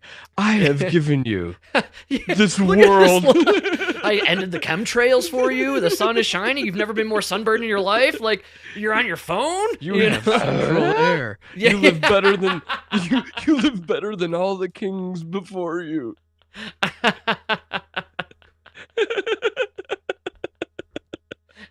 You know what I mean? I don't know what happened though. I got into this haze, man. I was staring at this wreckage, and I thought about how this furniture was a gift from Emma's grandmother. It was her grandparents' furniture in their yard for like a decade or two, and like, you know, here it was, and it's no longer the same color. Like I was like, man, time has passed so quickly these last 5 years, you know, because I was inspecting it, and I'm like, how did this thing break? It's like, we just got it. And we're like, no, we didn't just get it. We got it 5 years ago. It's crazy. You know, and this thing is weathered and it's old. You know what I mean? And time, the passage of time is occurring. And that thing was so old. When you got it, I probably had hair. Yes, I think that's actually true. Unfortunately, you don't age, so I'm going to age for you. I'll use my reference. Now it makes sense. Okay, you now looked I see exactly the same. Right. But for the audience, when he got the chair, I looked like him. They told me that painting in my attic was going to be a curse. I never understood what they meant at the time. Frank, don't look at it. Do not look at it. But I went into this deep like coma of deep thought, and I was thinking about time passing and the sign from God to get my lazy ass off the phone and do some yard work and you know, put some dishes away, do something, you know, get after it. But then I was really thinking about how there's this phenomenon going on, and it's kind of trending on TikTok and all the social medias, that generationally, it doesn't seem to really matter what your age is. Everybody keeps complaining that time is moving faster than it used to. Yeah, because you're staring at your phone. You're staring at your Yes. phone. And I was also thinking, though, what is it about staring at the phone that warps time? Why is time flying by when you're staring at this device? And I was thinking it has to have something to do with the fact that when we are doom scrolling, we are consuming a lot of data and a lot of information. Yes, like almost like a lifetime of information within like an hour. And so I think when our brain is consuming all that data, it doesn't know how to conceptualize the fact that we're consuming, you know, years worth of information within a condensed form of time. And so I think in order to process it and retain it all, we're losing time, man. It feels no, like... I think it's the exact opposite. I think there's no way for your brain to retain it. I think it overloads your. That's kind of what I'm thinking. It overstimulate, like, you know what I mean. The stimulus is too much that your brain just kind of goes into this numb zone. Yes. Where that's when time doesn't exist, and then that's why you look. You're like, it's what time? Yes. How long have I been staring at this stupid thing? Dude, exactly, man. It's incredible. This whole moment, dude, this collapsed thing just made me think about all this stuff. It was crazy. I don't think reading a book really necessarily makes you smarter. I think it's just You're not psycho. staring at that screen. You know what I mean? You go to bed an hour before bed, start reading. It doesn't matter what the fuck it is. I prefer nonfiction because I always think the truth is way crazier than any fiction. You know what I mean? Especially when you start reading about the CIA, you're like, you know what I mean? Like, sometimes I can't sleep at night because of the paragraph I just read. But... You did what in Venezuela?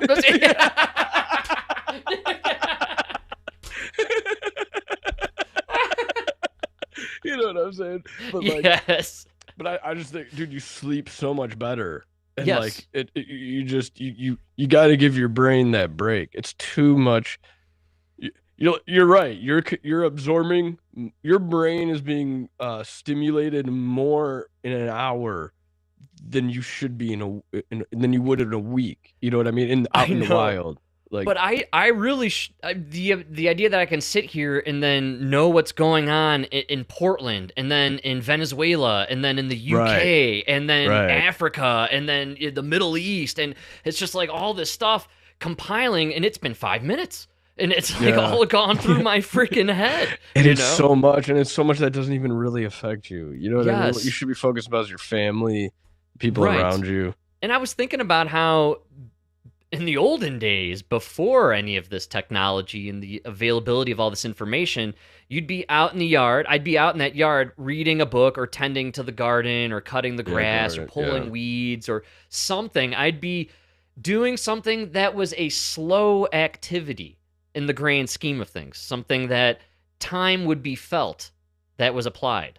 That's right. And, you know, I think a lot of that has to do with why it's like, you know, you talked about it last one with Greta Thunberg and how you're not like you're not saving the world, right? Yes. And it's like the only reason people think they can is because of TikTok, because you're connected to the world. You know what I mean? You shouldn't even be thinking. You should be thinking about your family farm, not the world. You know what I mean? We're gonna save Gaza. I know exactly. What, you're this like Dutch girl from Europe. I don't even know what the fuck you are. Where do you get off with the ego, by the way? Yeah, you're gonna. I'm gonna throw some rice in this boat and fucking sail. Who are you? Who are you? You know what I'm saying? But you only get that when you are like seeing problems from around the world.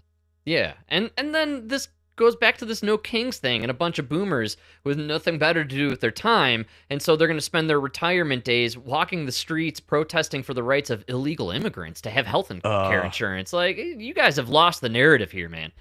Seriously. It's wild. It's wild. Not illegal. They're legal because Joe Biden made them legal. Yes. They're asylum seekers, Frank. I always forget the asylum part, honestly.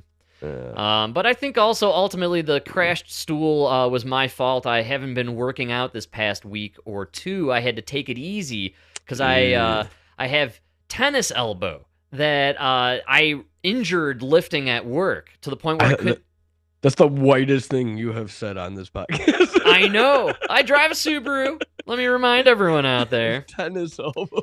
Dude, the lamest injury of all time, but I heard it lifting stuff at work further. It had been bothering me for a couple months, and I couldn't grip a freaking coffee mug out of the cupboard anymore. It took because it's this weird tendon right here at the elbow. So you can like do weird, you could do other lifting, but there's like certain elements where it's just your whole arm collapses and you can't even grip what's in your Just hand. for kicks, tomorrow, sometime throughout the day, I'm going to tell my boss, I got tennis elbow. Dude, I just want to see what he says. I thought it was the lamest thing ever when I Googled it, you know, and then so Emma and her mom and dad really into acupuncture and kind of hippy-dippy, healthy approaches to these kind of things. And Emma's dad, apparently a decade ago, big racquetball player, had also tennis elbow, and apparently went to an acupuncturist and it went away after a couple weeks. So I rolled the dice, and we went down to this place by my house. And the guy he's an acupuncturist, and we're in there, and he said, "Hey, I've been doing this new technology the last 2 years." And by the way, I told the guy, I was halfway through the sentence of explaining what was going on with the pain, and he knew exactly what I was talking about. He's working on another guy with the same issue. It was very impressive. I was really, really blown away. Anyways, he says, I'm going to do this sound wave technology. It's going to be acoustic impulses that hit you. Yeah, right. Trust me, I had the same reaction as you. I know. Same reaction. And I'm talking, the pain is at a point where I can't even move the shifter on the on the car. I can't do anything. I'm like handicapped at this point. So I'm kind of I'm in the mode of just do something. If you do anything that relieves something here, I'm all in. And so they did the sound wave acoustic technology, and he asked me right after, "Is it feeling better?" And I'm like, "I don't know, not really." I was a huge skeptic. Bro, I woke up the next morning, I could almost do 1 million push-ups. I swear to God, man. It was probably going to be better no matter what. I don't know. It was nagging me for a couple months, and then it hit a point where... All right, we'll give it to you. We'll give it to him. Hit a point where I did something dramatic, and I pulled something. It was bad. I'm at about 65-70% now. I've gone in for 2 sessions. It's really how much are we talking per sesh? about $100 a session. Yeah. See, like that makes me doubt it even more. I don't feel okay. Like, well, I'm gonna finish. I think you're gonna like more. I'm gonna tell you where this goes, and you're gonna like it. All right. The guy told me, depending on severity, he said, I've been doing this for 2 years. 4 to 8 sessions is about what I recommend for people. And he said, I've never done more than 8. I typically do 4 to 6. No returns in 2 years. Wow. He said, and he even made the joke, I know it's kind of bad for business, but I've gotten rid of these guys' problem and never had to see them again. And I've checked in with them a year later or so, and they're like, hey, the issue's gone. Thanks again, Doc. This was perfect. Appreciate the help.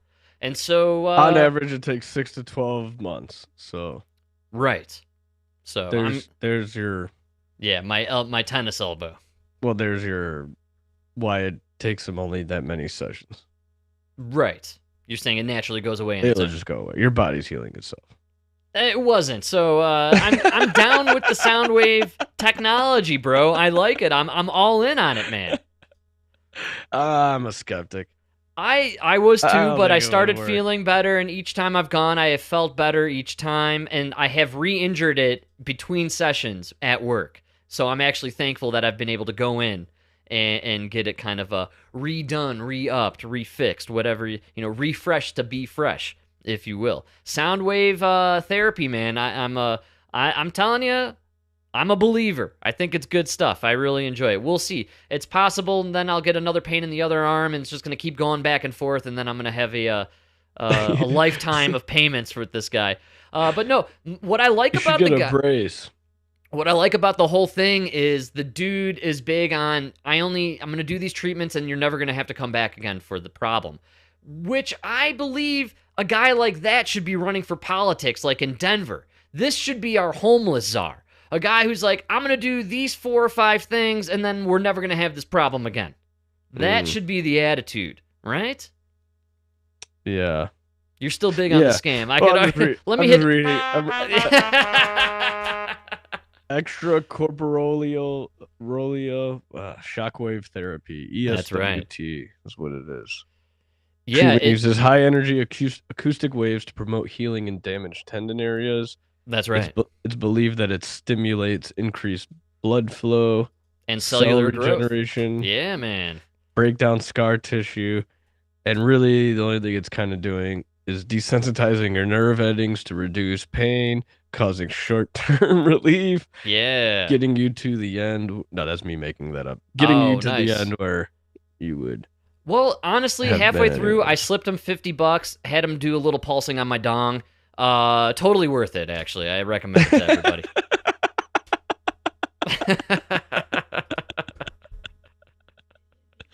All right. Well, I'm a believer, man.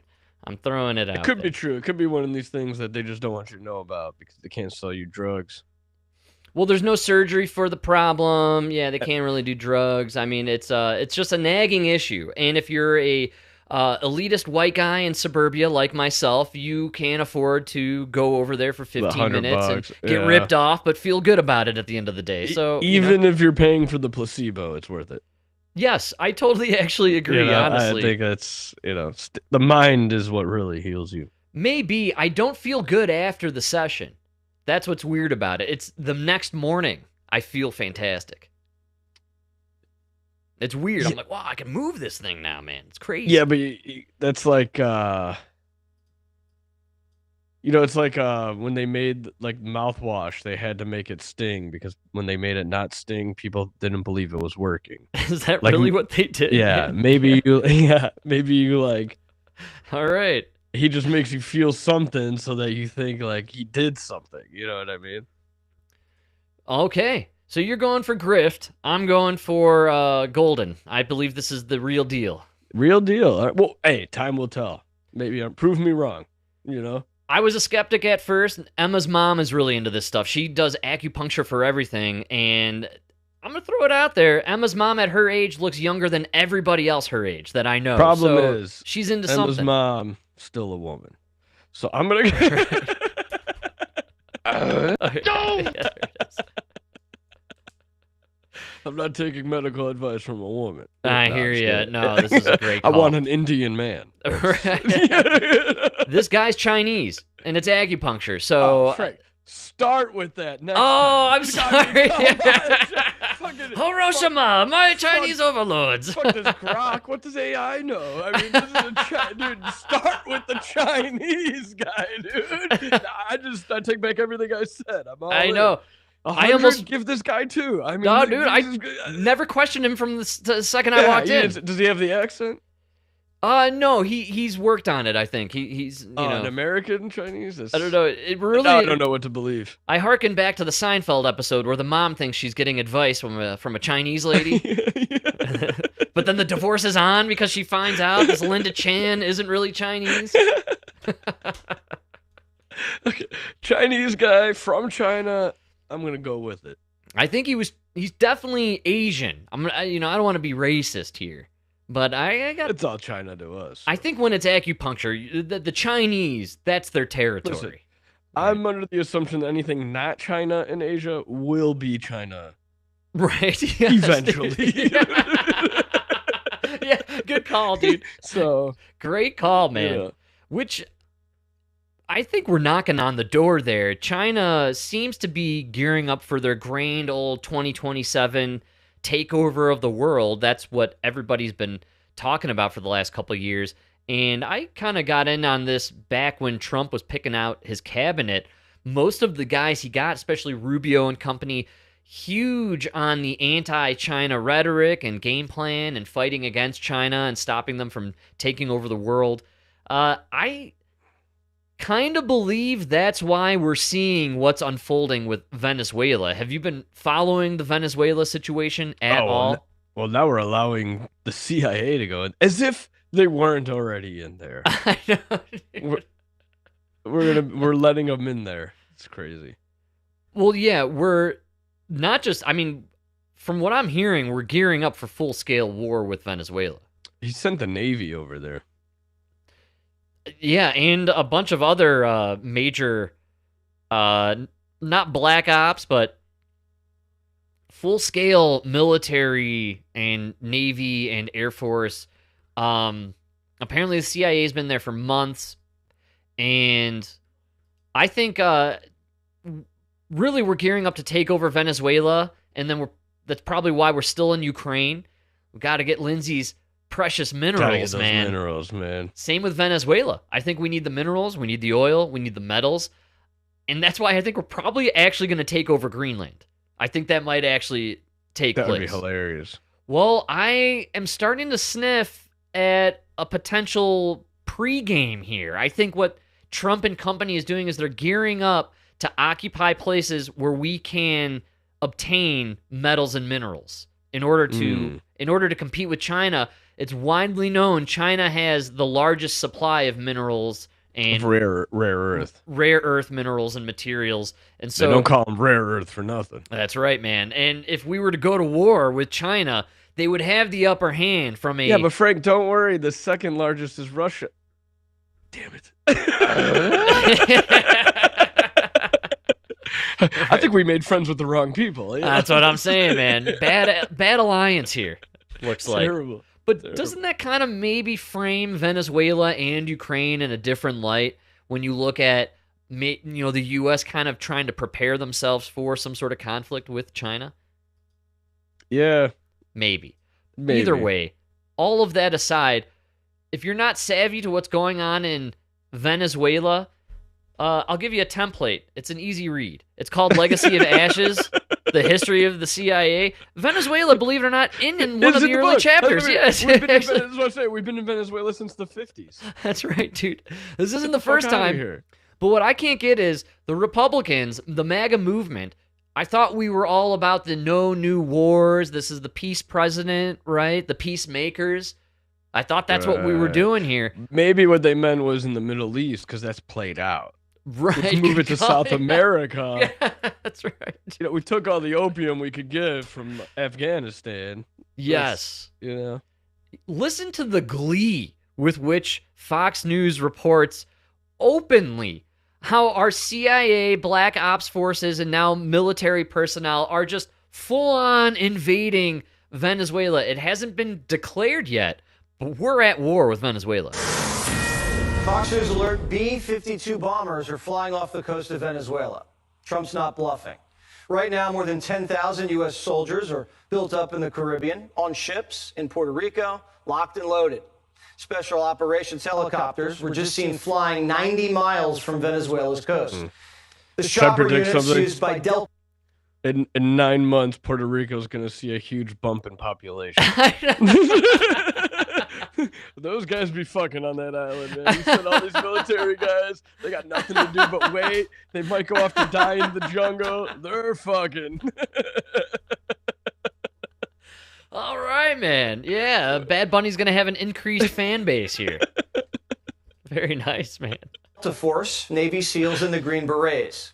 The Black Ops were spotted off the coast of Trinidad. They're very important for search and rescue missions. Also spotted little birds. They're smaller but faster, designed for quick insertion of special operators behind enemy lines. The Ghost was also confirmed to be in the Caribbean. That's the nickname for MV Ocean Trader. It's the Wait, is this the same Ghost of Kiev? No, this one's real. Oh, right, okay. This is not a made-up story. All right, this is the real Ghost. This is the real Ghost. All right. Yeah. on a ship that doesn't want to be found. It's designed for Black Ops and special missions because it's dark and blends in with cargo. There's more. 10% of the U.S. naval power is now in the region. It's a major shift. There's subs, several destroyers, and F-35 fighters in Puerto Rico. That's on top of all the coke boats getting smoked to pieces by the week. Kilos of cocaine are washing ashore. Don't tell Hunter. Dozens of bad hombres becoming shark bait. It's got Maduro's attention. He's the dictator of the narco state. But Jesse, it's better than alcohol. Come on. That's the healthiest thing you could do out there, man. Hombre. And we just doubled the bounty on his head. It's now 50 mil. According to the New York Times, Maduro offered us a dominant stake in Venezuela's oil, gold, and mineral wealth and promised to cut ties with Russia and China. And Trump and Rubio said no. That tells me the gunboat diplomacy is going to end up with no Maduro and a Venezuela aligned with us. God, I hate this guy. But listen to how...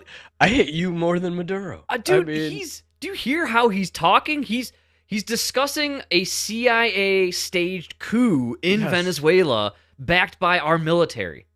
And the president. This is Bay of Pigs. Yeah, this is terrible. I mean, this is Trump terrible. And his CIA. They're staging a coup d'etat, and they're implementing their own puppet leader in Venezuela. It's happening in real time. But we're protesting. I mean, no kings. Yeah, we're doing the no kings. You know what? If the people out there were talking about this at their no kings protest, then maybe you would have something to stand on here. But don't you think maybe this is just like the CIA, like, hey man, next time it won't be just the ear. Let us into Venezuela. Maybe. Possibly. The CIA, it's compartmentalized. So there's, you know what I mean? There's different groups working with and against each other. So this could be Trump's CIA. And then the other CIA is the one that worked with Mossad to kill Charlie Kirk, allegedly. Right? Allegedly. By the way, not a lot of talk about this Tyler Robinson guy and his trainee boyfriend anymore. That kind of disappeared into the abyss, man. It went into the Tyler Crooks, or what's that guy, Taylor? What's the guy's name? The guy that shot Trump. That's right, Thomas Crooks. Thomas Crooks, yeah. Yeah, man. Kind of crazy. Disappeared. Yeah. On the shelf with the Vegas shooting. That's right, man. And 9/11, just forget about it. Absolutely. So what about the guy that's in jail now for child porn, who just so happened to be at the Las Vegas shooting, the Boston bombing, and 9/11, and the Charlie Kirk shooting, jumped up and said, I was the one that shot him. Wait. He was at all those other events, too? I forgot. It was like all those, yeah. That's he was crazy. He's been at every event. What? I swear to God, you could look it up to fact check, but that was like the one thing that came. It was. I remember. I forgot who was talking about it. that's why they arrested him for child porn, because now he's locked in solitary confinement and nobody can interview him. Let's see here. The suspect? No, they're saying other related. Oh, George Zinn was probably the guy that you're mentioning. The dude who shot up immediately as a diversion and said, I shot him. I shot him. Yeah. Yeah. He is also Jewish, believe it or not, which is kind of an interesting little caveat that Grok thought we should take a look at. And ask Grok what other events he was at. He was definitely at like all these other events. Let's see here. So I'm almost positive he was at I can't remember what the other ones were, but it was or was it Lahaina? It was like one of the fires and then like one of the mass shootings. Maybe Lahaina, but I don't know. They're not really okay. Kind of weird. He was in New York during 9/11. During 9/11. That's kind of a wild one to be a part of. He was also in Boston at the Boston Marathon bombing. That is insane. Let's see here. He emailed a joke bomb threat to an event. It was just after the Boston Marathon bombing. At another marathon bombing. And then he was at the Charlie. I mean, he's tied to 9/11 on some level. That's just really insane. It's crazy, actually. Right? You're CIA. You're one of them, right?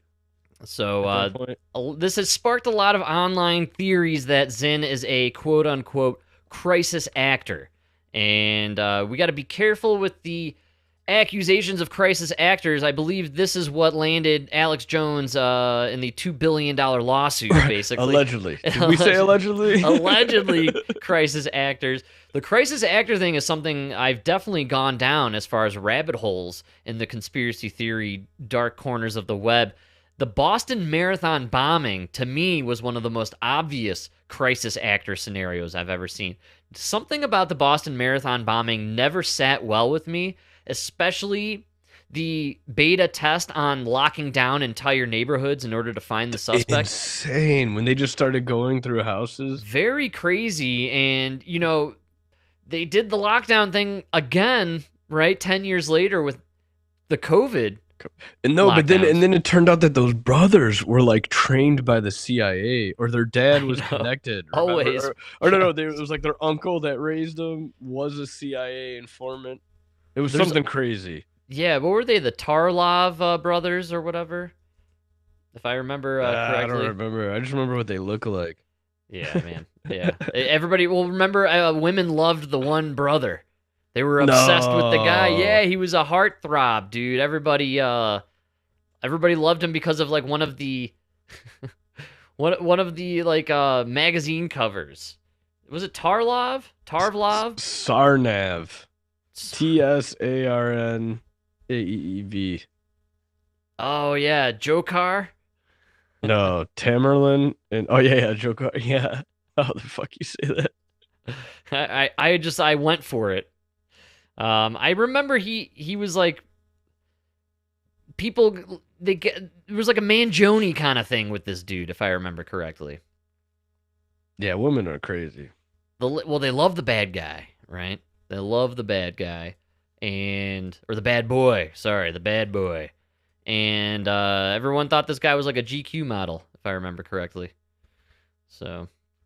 Darkov, he's currently in prison here in Colorado. He's at the Supermax, where they got Manson, I believe, is down there, and it's in the middle of nowhere. So even if you escaped, you would just like die from the elements, allegedly. So that's where he's hanging out. I think the Unabomber's there, and also Terry Nichols, the dude who was the alleged other associate with. Oh, that's terrible. Could you imagine? Oklahoma City. Like, you go to this prison, and you're the second best bomber. Like, he's holding that over your head. Wow, yes. Oh, the Unabomber? Yeah. Is the Unabomber the best bomber? I mean, Oklahoma City was pretty gnarly. Oklahoma was pretty bad. Right? But got caught after one. Well, he's dead, right? They killed, not Terry Nichols. He's dead. No, McVeigh. McVeigh's dead, yeah. They had to snuff him out pretty quickly. Epstein stuff. That whole thing looks really weird. That's another one. Every time it comes up, I always go down the rabbit hole a little bit, and I'm just like, man, that really stinks. There's some three-letter agency stink going on. No, and it makes 9/11 look even more suspicious because you're like, oh, because videos got better. Like the Oklahoma City bombing, nobody really had good video, you know? Right, yeah, just the aftermath shot. But then 9/11, people started having better camcorders and... Yeah, man. It's crazy. And now you can't really pull it off because of the cameras. The phones. Now, yeah, you have to be really detail-oriented with your false flags now, unfortunately. You know, you gotta sweat the small stuff when it comes to planning the false flags and make sure you got all angles covered because anybody could have it. Now, the glasses, the Meta glasses, the Ray-Bans with the camera on it. So people could be catching all sorts of nefarious agents in the midst of a false flag at any time now. So yeah, that's right. Wow. CIA's got to be on their toes. But I digress. We waste too much time on unimportant stuff, Mike. There are just way more crazier things going on in the news this week, this weekend, even right as we speak. And this was breaking the other day. I'm shocked it got swept under the rug. This might be the news of the year. Breaking news right now with video you will see only here on Newsmax. We've just obtained exclusive dashcam video showing the moment actor Alec Baldwin crashed his SUV on the east end of New York's Long Island. The video is from the front-facing camera on a commercial truck. You're seeing the truck here making what's believed to be a legal right turn, and then it slows down. Seconds later, Baldwin's SUV is seen hitting a mailbox and a tree off to the right side of the truck. The actor, an outspoken Trump hater. All right. You do realize this guy shot a woman like 2 years ago. I love this. I guarantee his wife is like, no one's watching our stupid reality show. You got to go do something really retarded and get on the news. We need some publicity right now. So he goes out there with Steven and they crash the car into a light post. Yeah. Yeah, who cares? Why would they tried so hard to make it news? I know. They had to distract from something, I guarantee it. Maybe they needed to distract from the fact nobody was actually going to the No Kings protest. So like, get Alec Baldwin, make him do something crazy, and then we'll roll out Robert De Niro on MSNBC. He'll say a bunch of crazy nonsense about Trump and being a king and all this. But like, who cares if Alec Baldwin gets into a car accident? I don't know, but I saw it everywhere. It was all over the news, dude. It was they really tried to force it down people's throat. Nobody wanted it. Nobody cared. The best is they had the news story, and then they're like, breaking news, we got behind-the-scene footage from the dash cam of the truck that saw the accident. Like, great, this is what we need right now in America. Every once in a while, we need a little Alec Baldwin news to cheer us up, you know? Because they're putting a dash cam in my van, so I'm assuming I'm going to be going viral soon once they hear how racist I am behind the wheel. Because I've said it before, and I'll say it again. My least favorite race is whatever the person is in front of me in traffic. Right, great call, dude. Whatever race cut me off last is my least favorite, even if it's Italian. You know? Wow, yeah, and if it's tinted windows, you're just gonna guess, right? You're just going with it, whatever you think. Then I'm judging by the model, the year of the car, the plates. Right, you know? Yes. Whatever kind of bumper sticker you might have. How the tints are, rims play a big role. Right. Yeah, man. Well, here, if it's a Tesla, I automatically assume it's just a liberal. That's where I go with it. But not a Cybertruck. The Cybertrucks are the conservatives. Good call. They came out too late. That's right, man. They came out when all the liberals hated Elon. Man, I went to go look at the Kias yesterday. And how'd it go, man? Yeah. Bro, they're the worst fucking... These guys are... Because they're advertising like $23,000. You're like, oh, all right, that's not bad. But then you get there, and it's like, yeah, see, it was $22,000. But then we put this Xylon film on it, and then we protected the seats with this coating. Of course. Now it's $32,000. Yeah, but I don't want any of that. Well, we can't take it off. Right. It's on there. You know what I mean? You got to get the true coat. If you don't get the true coat, right? Like, get the fuck out of here, dude. That's how I don't want any of it. They ruin cars, man. The car market is shit.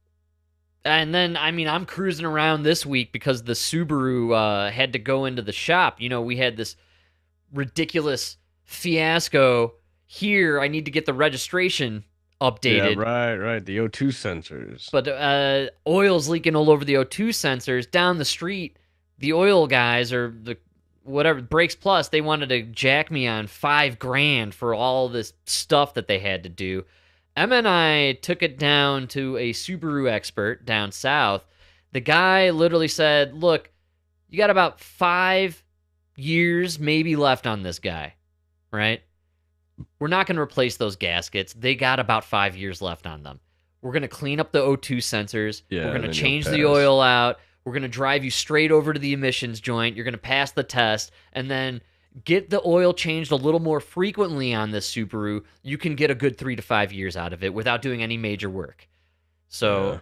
I got to say, bring it to the pros and the experts. Just like when you're doing your ultrasound therapy on your arm. Go to the Chinese guy. Go to you the know what I Chinese mean? guy. When you need work on the Subaru, go to the Subaru expert. They're going to give you a quick lowdown. They're going to help you out, guide That's you what in the I right told way. you, man. Just clean the sensors. Get some. You can do it yourself, man. You go buy the socket at AutoZone. Get some brake cleaner. The guy charged me $150. Not bad. It was a lot better than $5,000. I'm going to throw that out there, Better dude. than $5,000.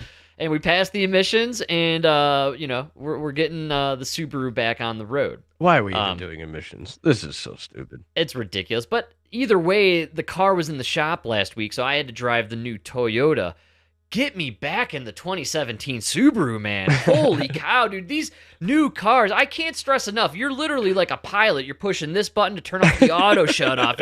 You're twisting this thing so to make sure the lights aren't on. And then you got the sensors here. You got to turn those off so it doesn't auto drive. You gotta get one of those clipboards with the checklist. I have the headset. I put it on with the microphone. I'm like, turning ignition check, blue light go, fuel cells on, landing gear up. It's crazy getting into these freaking new cars, dude. There's so many buttons, and it's so insane. It has a display the size of my MacBook computer right here, I know, basically, dude. like Every right car out there. now. It's And insane.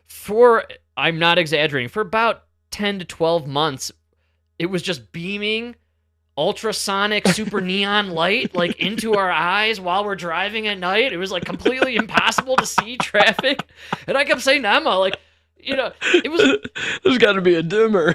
Well, it's at night, and I'm putting on the sunglasses. You know, I'm like, oh my god, man, I can't even see anything. And we're actually, when we were taking Kanji in to get put down, we had to wait in the car with the dying cat for like 2 hours, and so we're in there, and I had the baseball playoffs on my phone, on the screen there, but it was getting overblinded with the brightness of this display thing, and Emma just kind of pushes a couple buttons on the touchscreen, goes to the general settings, and switches it to dark. And I'm like, oh, we've been blinding ourselves for a year behind this thing. The car is smarter than the driver. It's too much. There's too many avenues, too many options, too many screens and buttons and places to go. I mean, it took us too long to eventually navigate and get there to a point where, like, oh, you could just turn down the brightness. All right, dude, give me an AM/FM radio. Dude, that's where I'm at. If I'm getting a new car after the Subaru dies in 5 years, I'm getting a used car from 2014 before any displays existed or any of the auto shutoffs or auto driving. You gotta do before 2014. The government can shut down any car made after 2014. I'm looking for a car that was made before Obama was president, basically, at this point. Exactly. That's what you want. That's what I'm looking for here. Oh, if I could find like a 90s F-150, man, yes, I would buy it, fix it up, and just put in, like, maybe even put a brand new engine in it. You know, just like 2 controls on the dash, heat, AC. Maybe not even AC. Don't Actually, even I'll just don't take even get heat, the AC. You know what I would rather? I would rather have that little window. The fin window. You're psycho. Dude. Yes. It blows right on your balls. It's fucking great, dude. You know what I mean? It's the best window. That was the greatest creation of mankind in the last 50 years. That it was the best. fin window on the trucks, dude. And they had to get rid of it just so they could sell you an extra $1,000 for air conditioning. Right, You know? and then 10 years later, they shrunk the bed 4 feet and gave 4 you the feet. extra It's seats not even in the back. Dude, it is Dude, not it's even a ridiculous. fucking truck anymore. I know. So I went back to the Ford dealership because now they're starting to get the 2026s. That's right, man. So I was yeah. like, let me see what they got for the Ford F-150s. When I told the guy what I want, he even laughed. And then he went inside. He said there's 5 F-150s with an extended cab and a 6.5-foot bed. 5 in the whole country. What? Holy cow, man! We could bring the closest one was like Nevada or some shit. $1,200 to bring it here. Wow, that's ridiculous. 5 in the whole country. All you faggots out there buying these $50,000 4-cylinder, 4-door, no bed trucks. You guys have ruined the goddamn market. Ruined it.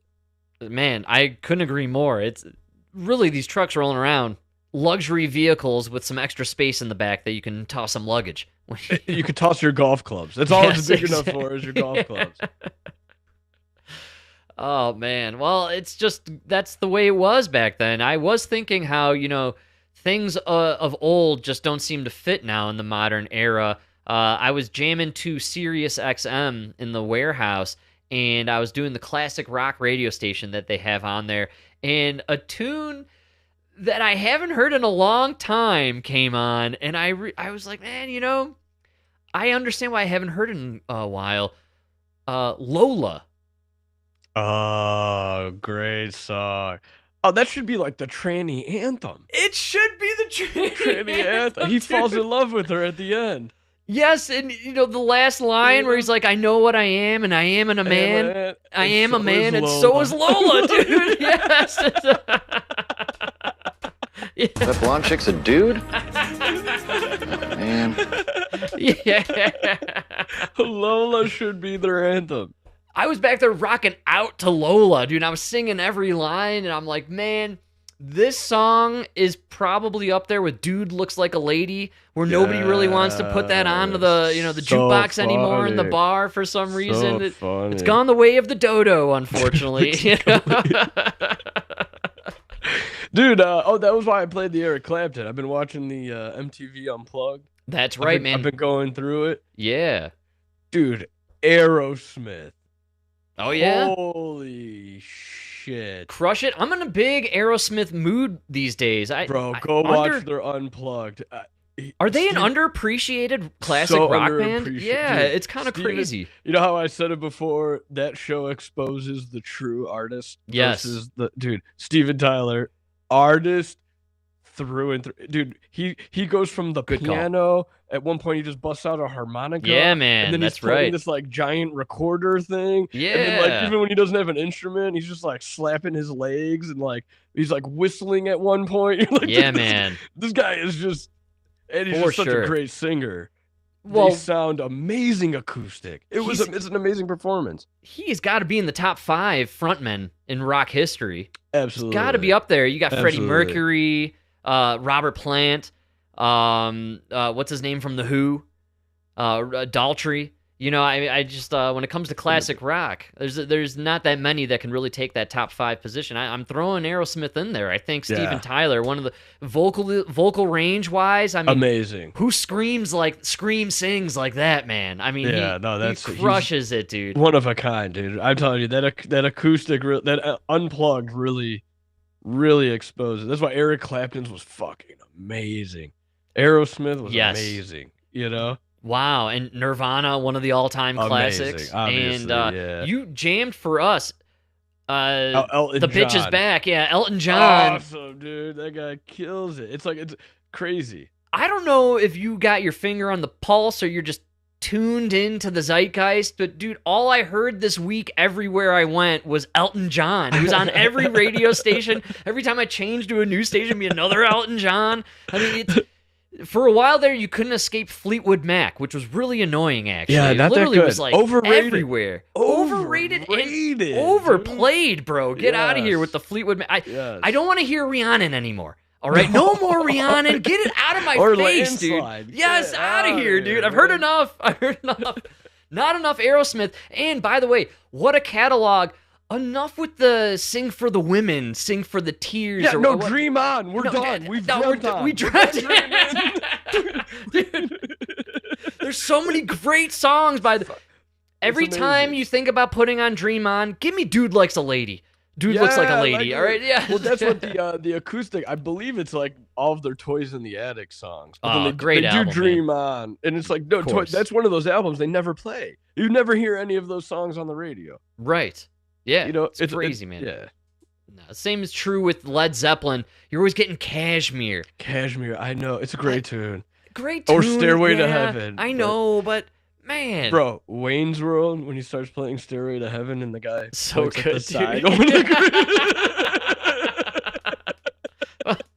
As a guitar player, though, when I was a young fella picking up that acoustic for the first time, really expanding my horizons and trying to push the boundaries, learning Stairway was one of those kind of rite of passage songs where you're like, I can't believe I'm playing Stairway right now. Like, it feels freaking cool to learn that song. You started with a Nirvana song. You started with Smells Like Teen Spirit. No, I started with, I think a lot of people did, Sublime. 2-chord jams, easy, G and D, back and forth, easy lyrics, you know? That's what I was going to say about the Unplugged thing, is you watch some of these guys, you're like, oh, you just strum chords.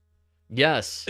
It's almost like I could do that. You know what I know I can. I know I can, but I look at it like anybody can learn that. And then you watch Eric Clapton. All five fingers are doing something different. Slow hand, baby. Oh, yeah. It's unbelievable to watch. Yes, man. Yeah, it's crazy, too, how Eric Clapton went out there in 2021 and said, hey, I just got the shot. I encourage everyone to get the COVID vaccine. And then he had a debilitating reaction to where he couldn't play guitar anymore. And then he went out in public. He said, hey, everybody be careful. I took the shot and I can't play guitar anymore. And I'm literally one of the greatest guitar players of all time, and I can't move my hand, and everyone's like, you're an anti-vaxxer. You're like, dude, no, I'm injured, man. I'm injured here. No, I think you guys lied to me before I took this vaccine. Yeah. Oh, it's so sad. Oh, it's so sad. It's terrible, man. And, you know, I typically don't go down the route because, you know, I don't like to really do sad things or sad news, but I think it is worth remembering or at least paying homage to Ace Frehley of the legendary Kiss. He is left us and left this realm, and what a legend in his own right. Man, there'll never be another Kiss. I'm telling you right now. See, I disagree. I've been arguing with a lot of people about this. All right. They did it again with the Insane Clown Posse. It was just the modern day Kiss. Sir, you have blown my mind, and I'm going down to like the fan club and everything. The cult, dude, great call. They dress like them. They do the makeup. They drink that orange soda, whatever that's called. Drink. They got their own language. They're the wow. It was the modern day Kiss. All right, you know what? I stand corrected. I guess I got him one. Maybe just not on the level of Kiss. Kiss kind of, I think, multi-generational. Okay. A lot of different people get, you know. See, I came to this argument. I've already had this argument. Like wow, yeah, I can tell you came geared up, locked and loaded. Kiss man. also came at a time when you could listen to music on 4 radio stations and then maybe buy an 8-track. Right. Yes. Insane Clown Posse's coming around. You got Napster. You're getting music from all around the world. Everybody's uploading. You know, quickly going into you. Like there were so many more options once they were around. That you know what I mean. Kiss was. I don't know. I don't know if Insane Clown Posse has moved the general public with songs like Love Gun, or Calling Dr. Love, or my favorite. Christine 16, a song about lusting after a 16-year-old high school girl, right? You know? So, who hasn't? So, you know, Insane Clown Posse doesn't tap into that magic. You know what I'm saying? Okay, all right, I'll give it to you. I just think it was easier to draw a bigger following. Absolutely. Back then than it is now. You know, now you could be technically famous because you sell, 20,000, 30,000, but still nobody knows who the fuck you are. Right, yeah. And maybe from like a propaganda perspective, we love tying things into the CIA and controlling narratives and all this stuff. maybe it was easier to control and force cultural norms or cultural movements back in those days. For sure. All of a sudden, let's get everyone high on cocaine and bring disco into the thing, into the movement, and all of a sudden everyone's just taking wild disco drugs. is proof that guys will do anything for pussy. Yes, I think even you're right listen on and the dance money. to disco. Just give them enough cocaine. You know what I mean? If there's cocaine and pussy involved, I don't care what's playing. It could be dubstep. It could be disco. Yeah, man. It's crazy. Classic rock though was having probably the heart of its movement in the 70s, right when disco was also going on. That is crazy. It's weird to think back, what kind of guy would you have been in the 70s? Were you going to be rocker? Were you going to the Kiss show or were you going to the Bee Gees show? I couldn't club? dance, so I'm going. You're going to Kiss. Dude. Kiss. That's exactly it, man. Yeah, for sure. All right. Although I yeah. like the Bee Gees, I gotta give them credit. Bee Gees are all right. I have an appreciation for more music now that I'm older. I could definitely see as a younger fella how you go one way or the other. I mean, we went through it too. We weren't Creed guys, but now we love Creed, right? Really, yeah, really. Yeah. So yeah, they're pretty good. Kind of funny how that works out. But no Kiss, or at least the older guys of Kiss. You could probably continue Kiss as a band, just get other dudes to wear the Kiss makeup. Oh, you should have just never told us they were dead. I'm saying to keep it going forever. It's the genius of the makeup. We would have been none the wiser, man, if you just kept it rolling. Just like the Gorillas. You could replace all of them. Just keep the cartoon playing on the big screen. Nobody will know.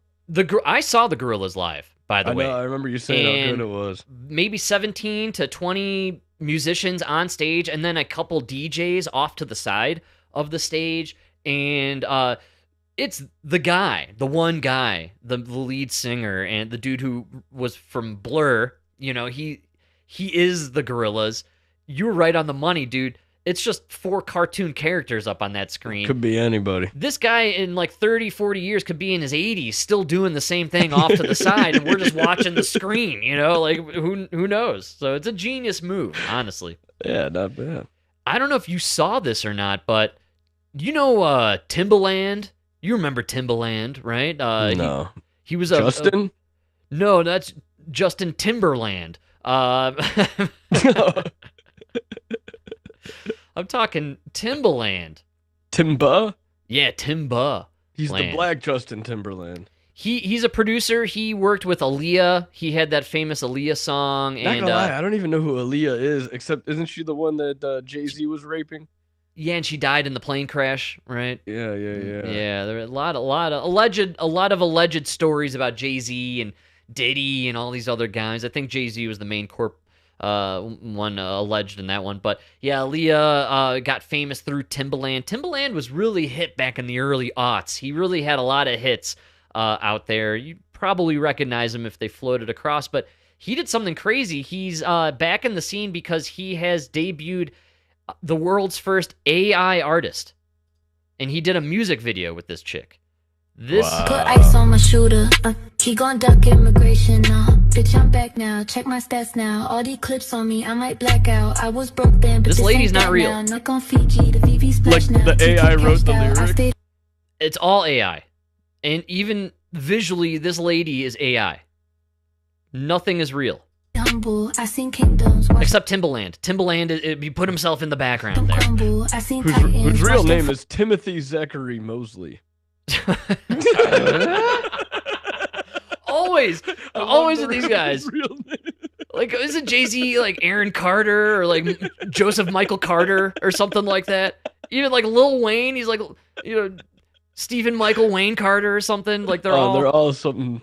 They got these really even Tupac. All these guys like went to really good schools in nice suburbs and were part of like theater and ballet and journalism and all that stuff. But yeah, so that's an AI. Well, he's authentic though, because under parents it just says Latrice Mosley. So only a mother, and her name's Latrice. This guy's legit. All right, yeah, I'll give it to him, man. Timbaland. So we're there now. We have AI artists, fake AI music that sounds just as bad as the real music that real people like. That was equally as garbage as whatever Cardi B is putting out there. So nice job. Nice work, AI. This is good stuff. Meanwhile, a real artist, Taylor Swift, biggest selling album in the history of albums. Like actual physical vinyl albums. She broke the record. She sold millions of vinyls, millions of CDs, millions of downloads. She broke the download record. They're claiming it's her greatest album and potentially the greatest selling album of all time. God, we are just in a terrible place as a society. Folks, it pays to be a part of nepotism in our modern America world. Have your father spend billions of dollars to boost your level in society and pay off the rich friends. Yeah, that's how it works these days, man. But give her credit. She works hard. I give it to her. And, of course, Disney Plus this week announced her Eras Tour has been made into a 10-part mini-series that they're going to put out on Disney Plus. So for everybody who hates Taylor Swift, this is great because she's about to be replaced with a black lesbian. That's right. No! As a matter of fact, I think Beyonce's been looking for something to do. It's been the long play by Beyonce this whole time. Let Taylor become this superstar, and then she'll play Taylor on Disney Plus. Exactly. And the Netflix original series, Becoming Taylor Swift, starring Beyonce as Taylor Swift. You know what I caught the other day was South Park's Enter the Pandaverse. The Pandaverse.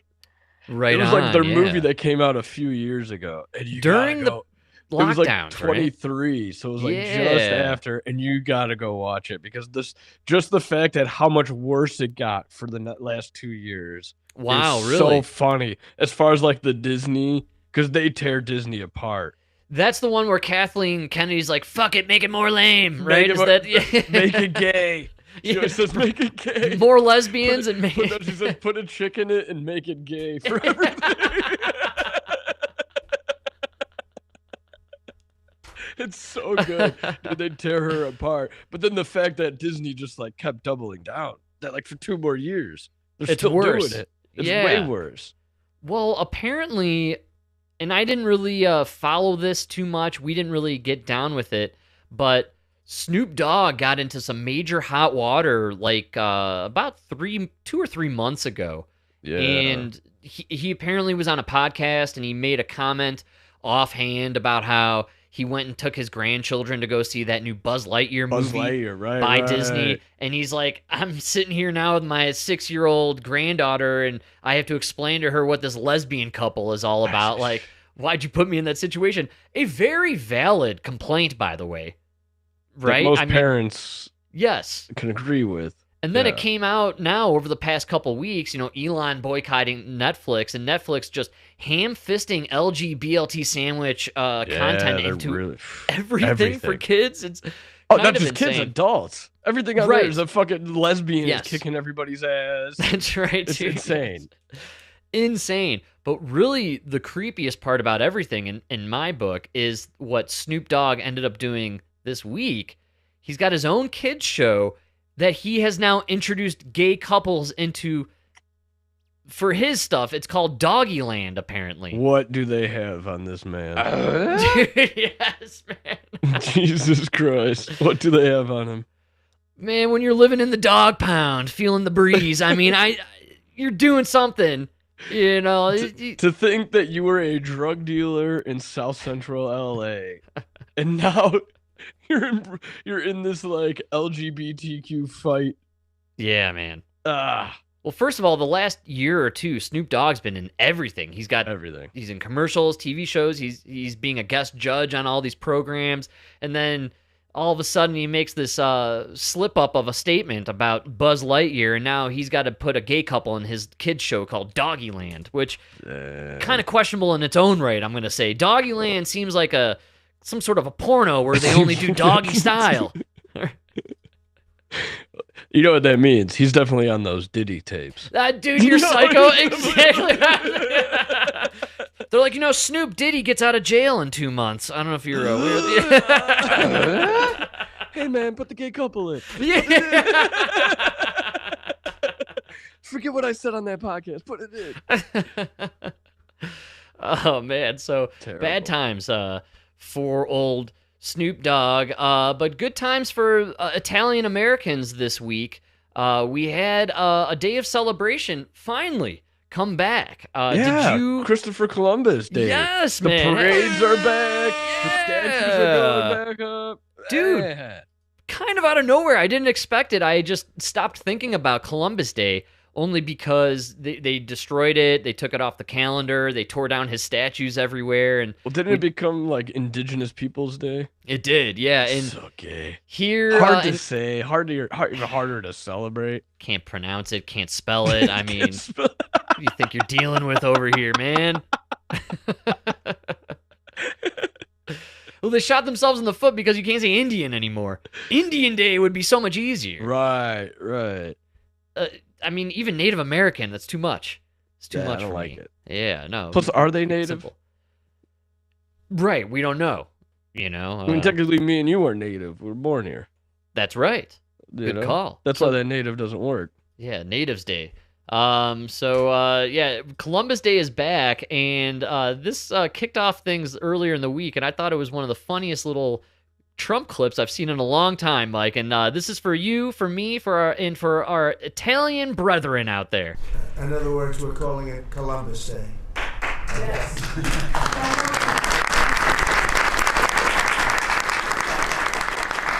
That was the press that broke out in applause. Can you believe that? I've never seen that happen before. The press actually broke out in applause. Good. Columbus Day.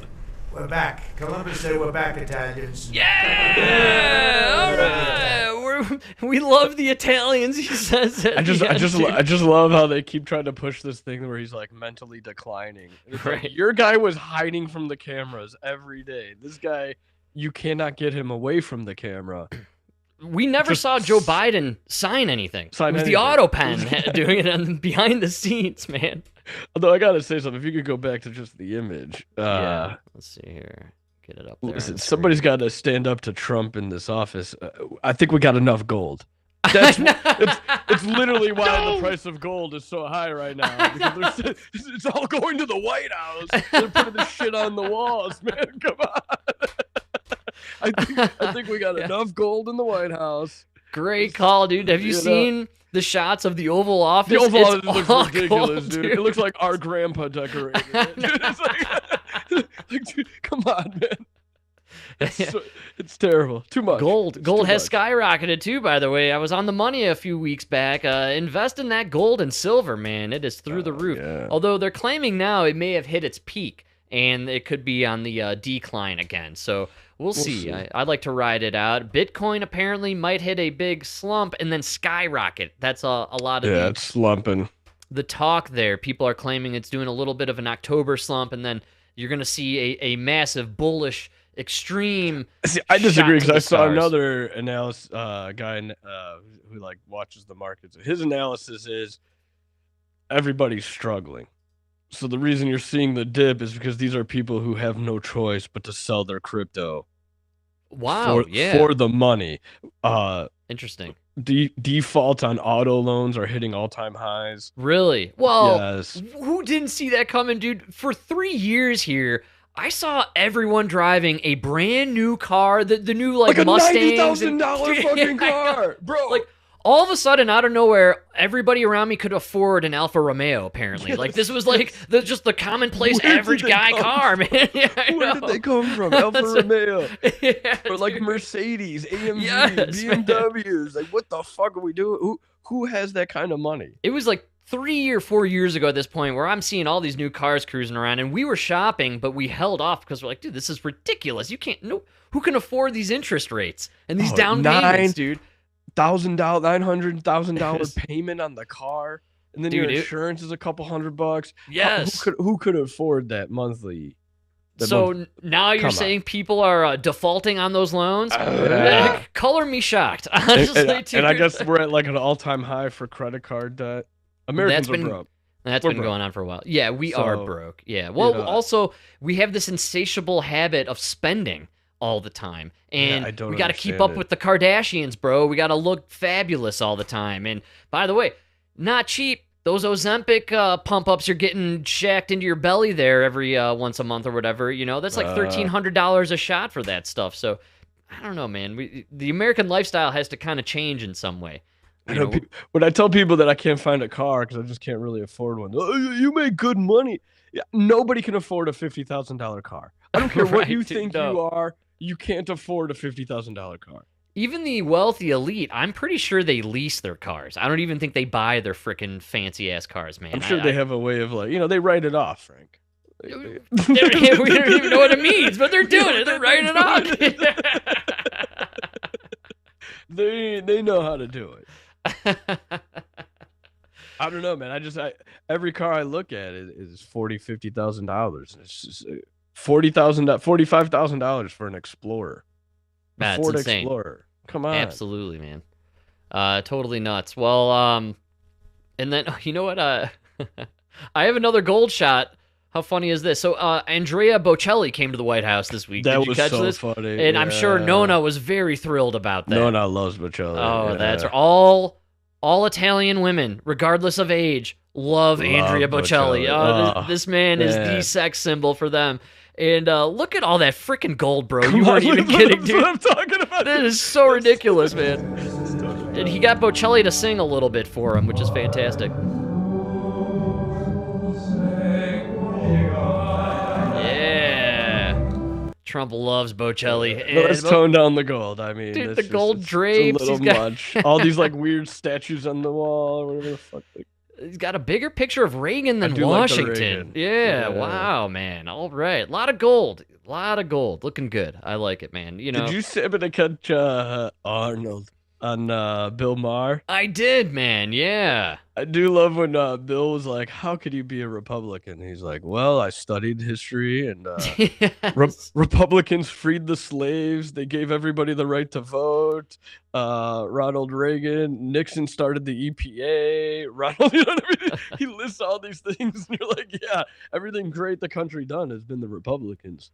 Yeah, absolutely, man. It's crazy. I mean, boomers, I see where their love for the Democrats comes from because the 90s were the greatest time financially for capitalism in the modern era. And so, look, they're still reaping the rewards of that decade here 25 years later. Right. So, I mean, they're going to vote Democrat till the day they die. That's just the way it is, man. Forever in their minds, the Democratic Party is Bill Clinton going up there and, helping them get that extra lake house, right? And the second and third car and, the renovation and the addition to the old home that they bought for $150,000. I know, and now it's 1.3 million. That's so insane. Yeah.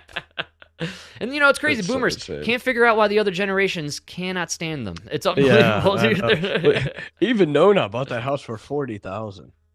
Wow. That's 70s. Amazing. It's $500,000 right now. Wow, man. That's crazy.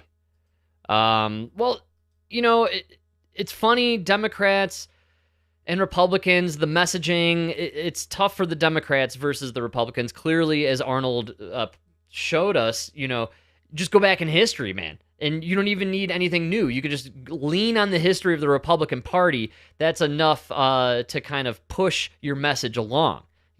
Conservatism, historically, we've always been for America first, right? Yeah. Whereas here are the Democrats. They're basically pushing Sharia law at this point.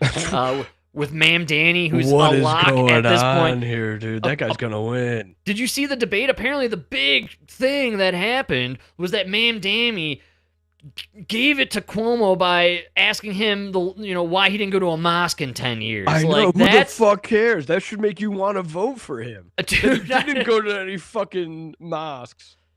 If Ma'am Danny wins in New York, can this put the kibosh on the whole right-wing conspiracy machine claiming the Jews run everything in the world? Like, the Jews kind of run New York. I mean, they have a huge population there. It's like the Polacks in Chicago.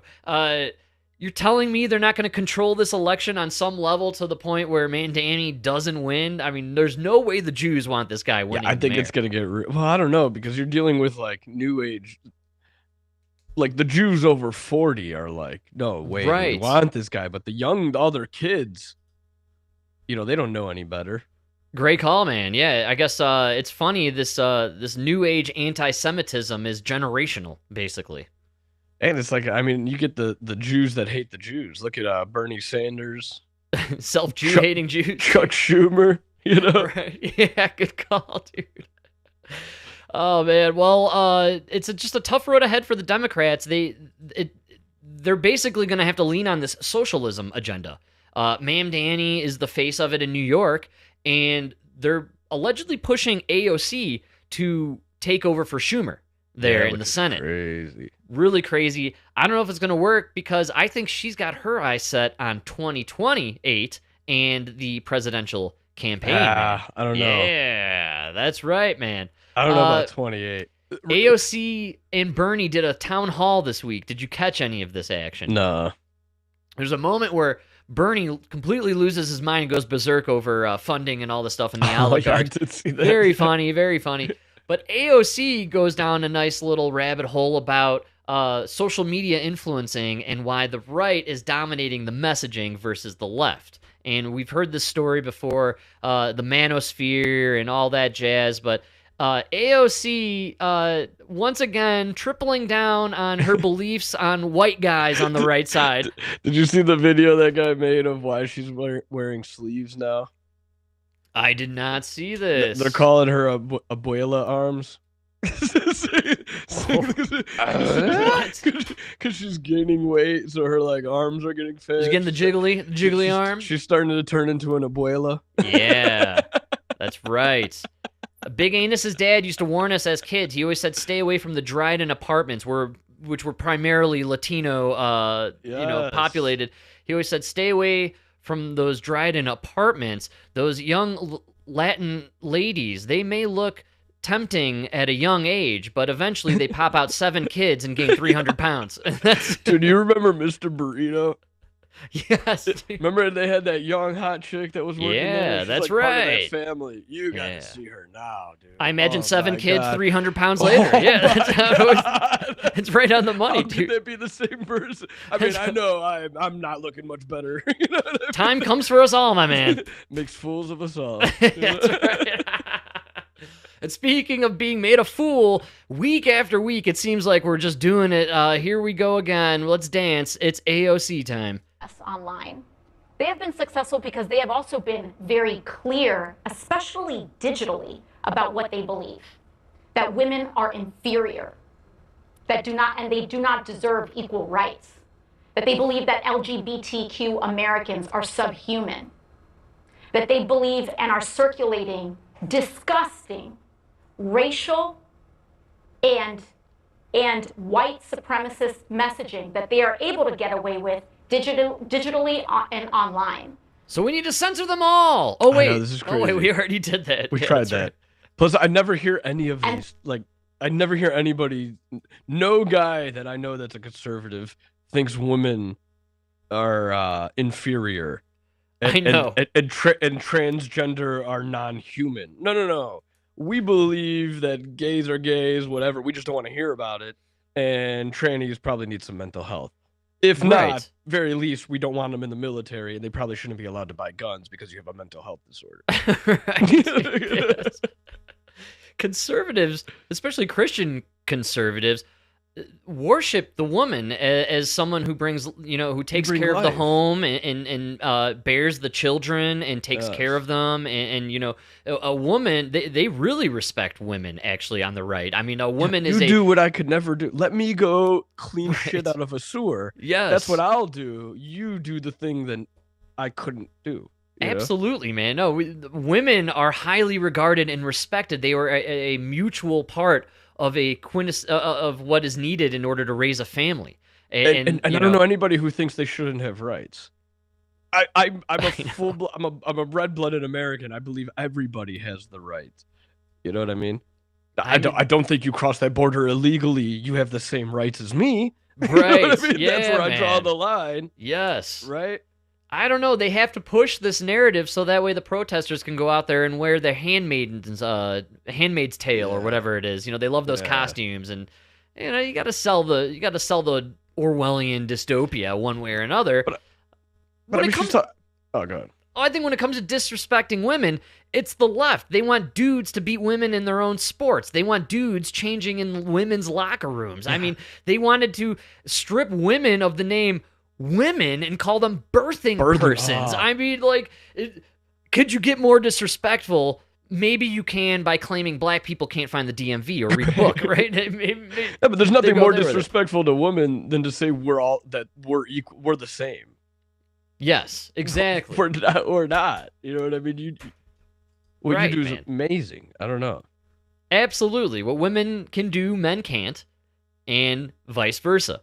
And we live in a world, thank God now, because the MAGA movement has taken over, where we're back to two genders and we're no longer pretending you can switch sides. Elon had a great post the other day where he said it's biologically impossible to change your gender. It is. It's the truth. It's unfortunate. Well, tone it down, Hitler. Jesus Christ. Elliot Page would like to have a word. Yeah. Elliot Page always doing these interviews talking about how joyful she is. She has the most sour-looking face I've ever seen of anyone who's claiming to be joyful on any level. But either way, I digress, Mike. We have AOC telling us how they got to improve the messaging for the Democrats. They are able to radicalize and target and exploit a generation of young boys, in particular, away from healthy masculinity and into an insecure masculinity that requires the domination of others who are poorer, browner, darker, or a different gender than them. And that is why they are resonating online, because they are appealing to the most basest and worst parts of human nature to divide us. And why to divide us? So that the same people who Bernie Sanders is just like, how did I... Dude, I know, dude, you're psycho, bro. They said, Bernie, don't make the deal with the devil. Literally reading my mind, man. We were just talking about, like, Snoop Dogg. What did you do to be forced to do that? Bernie, what did you do to have to sit on that stage with these broads? You know, like, head just got lower and lower in his shoulders. His shoulders. You visited an island with some friends one time. One time. Here you are. Bill Gates said it'll be fun. Don't worry. Nobody will find out. It's going to be all Stephen cool. Hawking will even be there. Bill Clinton's been 17 times. It's all good. Nobody ever finds out. Nobody will ever know. He's sinking so low. His shoulders are above his head. It's crazy, man. This guy is trying to avoid laser eyes to his right. I've yet to see any proof Caitlin Collins is actually a woman.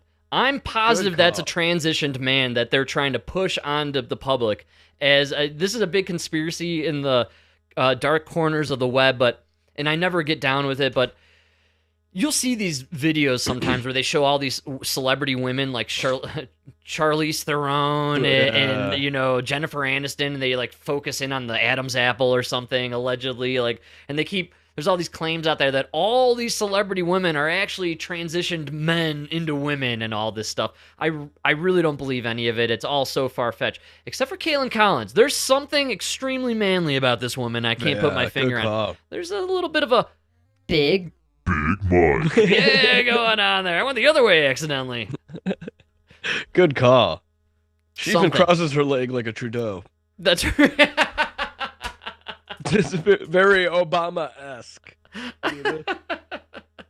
Platforms. People like Elon Musk, Peter Thiel, Mark Zuckerberg.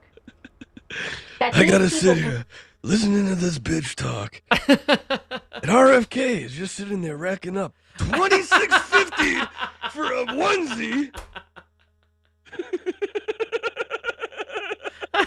You think he's got his phone open in his hand? He's just looking at the onesie on the screen, it's the counter of the onesies being sold.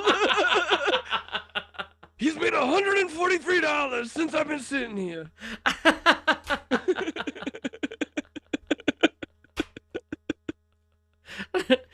Or he's watching his own counter tick up from all the big pharma residuals coming through the pipe, good call. man. No, he's not hurting me. The 100 millionaire fucking socialist.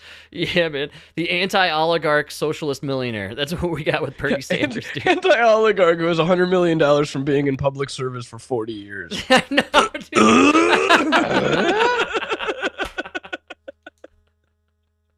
I mean, does it get more oligarch than career politician?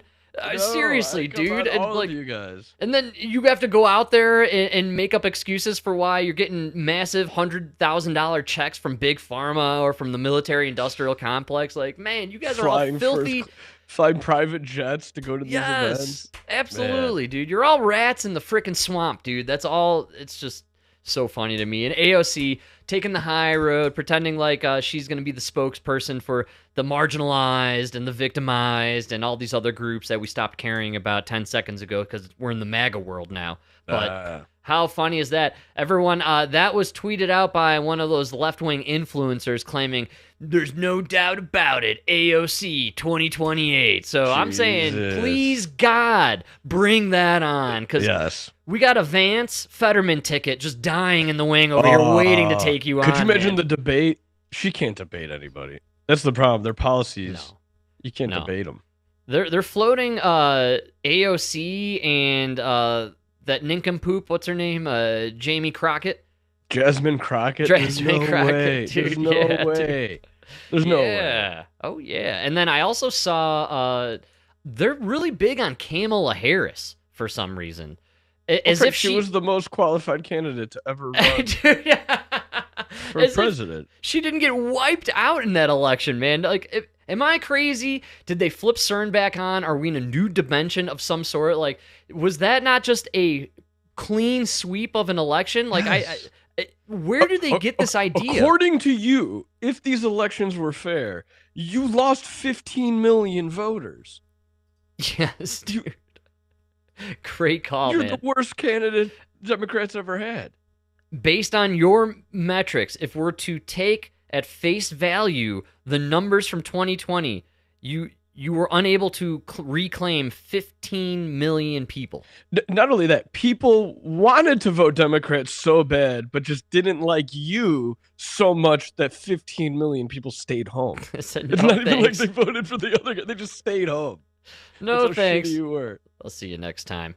So Kamala out there, and I'm seeing all over like Kamala, AOC, Kamala, and Crockett. The Democrats clearly learned absolutely nothing from 2024, and they're tripling down. They're like, no, where we went wrong is we brought in that bozo Tim Walz from Minnesota. We should have had two crazy chicks on the ticket, Mike. Tim That Walz would have been was a problem, not the only problem. You know what I mean?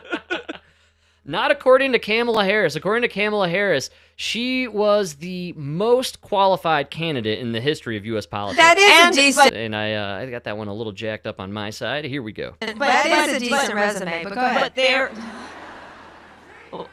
Well, some people have actually said I was the most qualified candidate ever to run for president.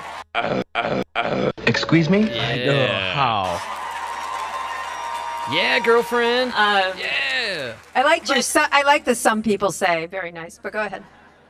I guess she's alluding to the fact that most people say That nobody says. That nobody Frank, says. she's the most qualified. She slept with Montel Williams. She slept with the mayor of San Francisco. LA, whichever one. I can't remember. Well, I thought there's a bold statement by Kamala, so we could only really resort to consulting true intelligence to give us an actual idea of who the most qualified president is. So, of course, I went to Grok, man. You got to talk to Grok. Grok, who is the most qualified U.S. presidential candidate in history? And according to Grok, it's John Quincy Adams. John Quincy Adams. Yeah, Would man. have never guessed. Absolutely. Is that just based on experience? Well, yeah, he had experience with diplomatic services, right? He negotiated the Treaty of Ghent, ending the War of 1812. I'd say that's a little bit of a qualification there. Legislative experience, it looks like. He was a state senator, and U.S. representative. After he was president, geez, all right. He was Secretary of State for James Monroe. Oversaw the acquisition of Florida from Spain. Quite an accomplishment, not going to lie. He was a Harvard grad in 1787. That was back before when that meant something. When Harvard taught, education. Yeah, right? So according to Grok, pre-presidency, he had about 30 plus years in public service, and that exceeded most candidates even up until now. Wow, yeah, I'll give it to him. Other top candidates for most qualified, we have the John Quincy there. George Herbert Walker Bush. What? Oh, I guess he's had a huge... I'm not going to disagree with this. I mean, World War II veteran, worked with the OSS, which was the CIA before the CIA, then worked with the CIA. Knows what it takes to take out a president. Absolutely. I mean... killed the president. I mean, that is... Just happens to have no idea where he was the day Kennedy was assassinated. Kind of crazy. But also director of CIA, VP for 8 years. So yeah, I give it to him. HW. Yeah. He had a lot of experience. James Buchanan, up in Hillary the list. Clinton. What, man? Wow. I'm gonna do it. Yeah, man. Holy was she cow. like a senator for 8 years? Well, she was first lady for 8 years, which I guess That is doesn't some. mean anything. I don't think so anything. either. But this is Doesn't mean Grok anything. telling us. New York senator for 6 years, Secretary of State for 4 years. So I think many could argue that is quite a bit of experience, especially a lot of. I mean, but I don't like the guy. But you got Al Gore has to be above Hillary Clinton. I don't right? know what kind of experience Al Gore had, to be totally honest. I think Wasn't maybe he vice president? I think that whole thing was a grift so he could release that documentary and get the Nobel Peace Prize in 2007. The whole thing, dude. Bill's just like, don't worry, we'll get you that Nobel Peace Prize, all right? Come on. Yeah. All right, then Henry Clay, everyone's favorite president. And Totally forgot about him. that's right. And then Dwight D. Eisenhower, Dwight who D. famously had that meeting with the aliens and signed the contract with the Greys, and now we are slaves to the alien races from the Orion Belt. So I think that's probably part of it. And then FDR rounding out the list. All right, man. So nowhere on that list did we see Kamala Harris even mentioned. Well, none of those guys slept with Montel Williams. Right. So maybe Hillary. That's yeah. She dabbled. I could see a little Montel in her past. Yeah, man. So Kamala Harris. Imagine he's the kingmaker. That's right. Oh man, well Trump acting like a king this week, I would say. He did something pretty crazy that I didn't see coming, and I'm sure you didn't either, but he released, effective immediately, George Santos from prison. I like that. Yeah, I do let him too. go, man. Of everything that these fucking people do, This is the guy that goes to prison? Come on. Trump put out the best tweet about this.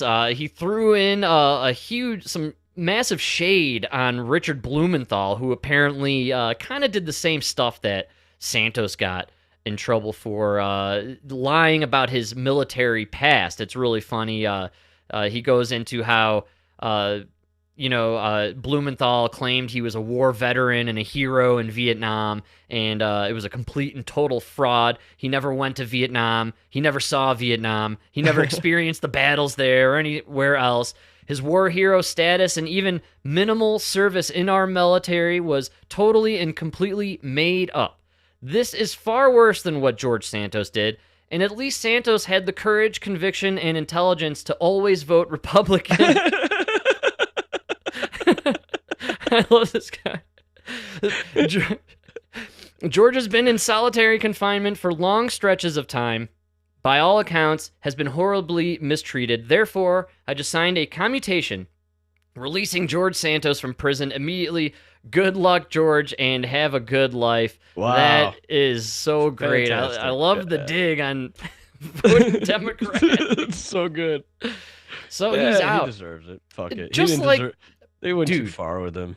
Roger Stone, Steve Bannon, Michael Flynn. I mean, they call this guy the king, Hitler, authoritarian. Dude, the last 4 years, you guys imprisoned everybody related to this guy. Dude, it's totally nuts. Did you see the shit coming up out of Letitia James's nieces and shit?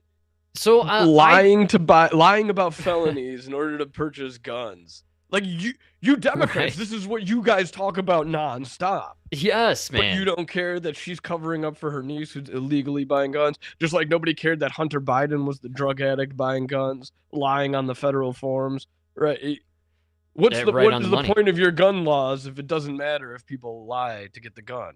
You know, rules are for thee and not for me. I think the Democrats proved that long ago, right? Yeah, but still, come on. Letitia James is a joke. It's a crazy story. It's just crazy with her. And what was the other one in Georgia? All these people who went after Trump are going to jail for what they accused Trump of doing. Yes. So it's a weird karmic universal kind of thing going on here. You know, a yin and a yang or something where, you know, what you throw into the universe comes back at you 10 times stronger almost, you know? So you're going to lie and create a story to try and ruin a man's career and political aspirations. Well, it's coming right back at you. You better hope he doesn't win. Yeah, exactly. And what's cracking me up is they're on the left now threatening with Trump and company and Stephen Miller, like, you better hope we don't win the House in 2 years and all this stuff. And according to what went down with the Supreme Court, they're ending some of those provisions in the Voting Rights Act, and that's going to increase the House seats for Republicans by up to 20 seats next year. Wow. So empty threats from the left, but it's always threats from the left. That's kind of what it seems like. It's funny, they never like proclaim like, we're going to update our platform and redo our messaging and what we stand for here. What happened to the Tom Homan taking $50,000 out of a burlap sack? Turned out not to be so true, huh? Dude.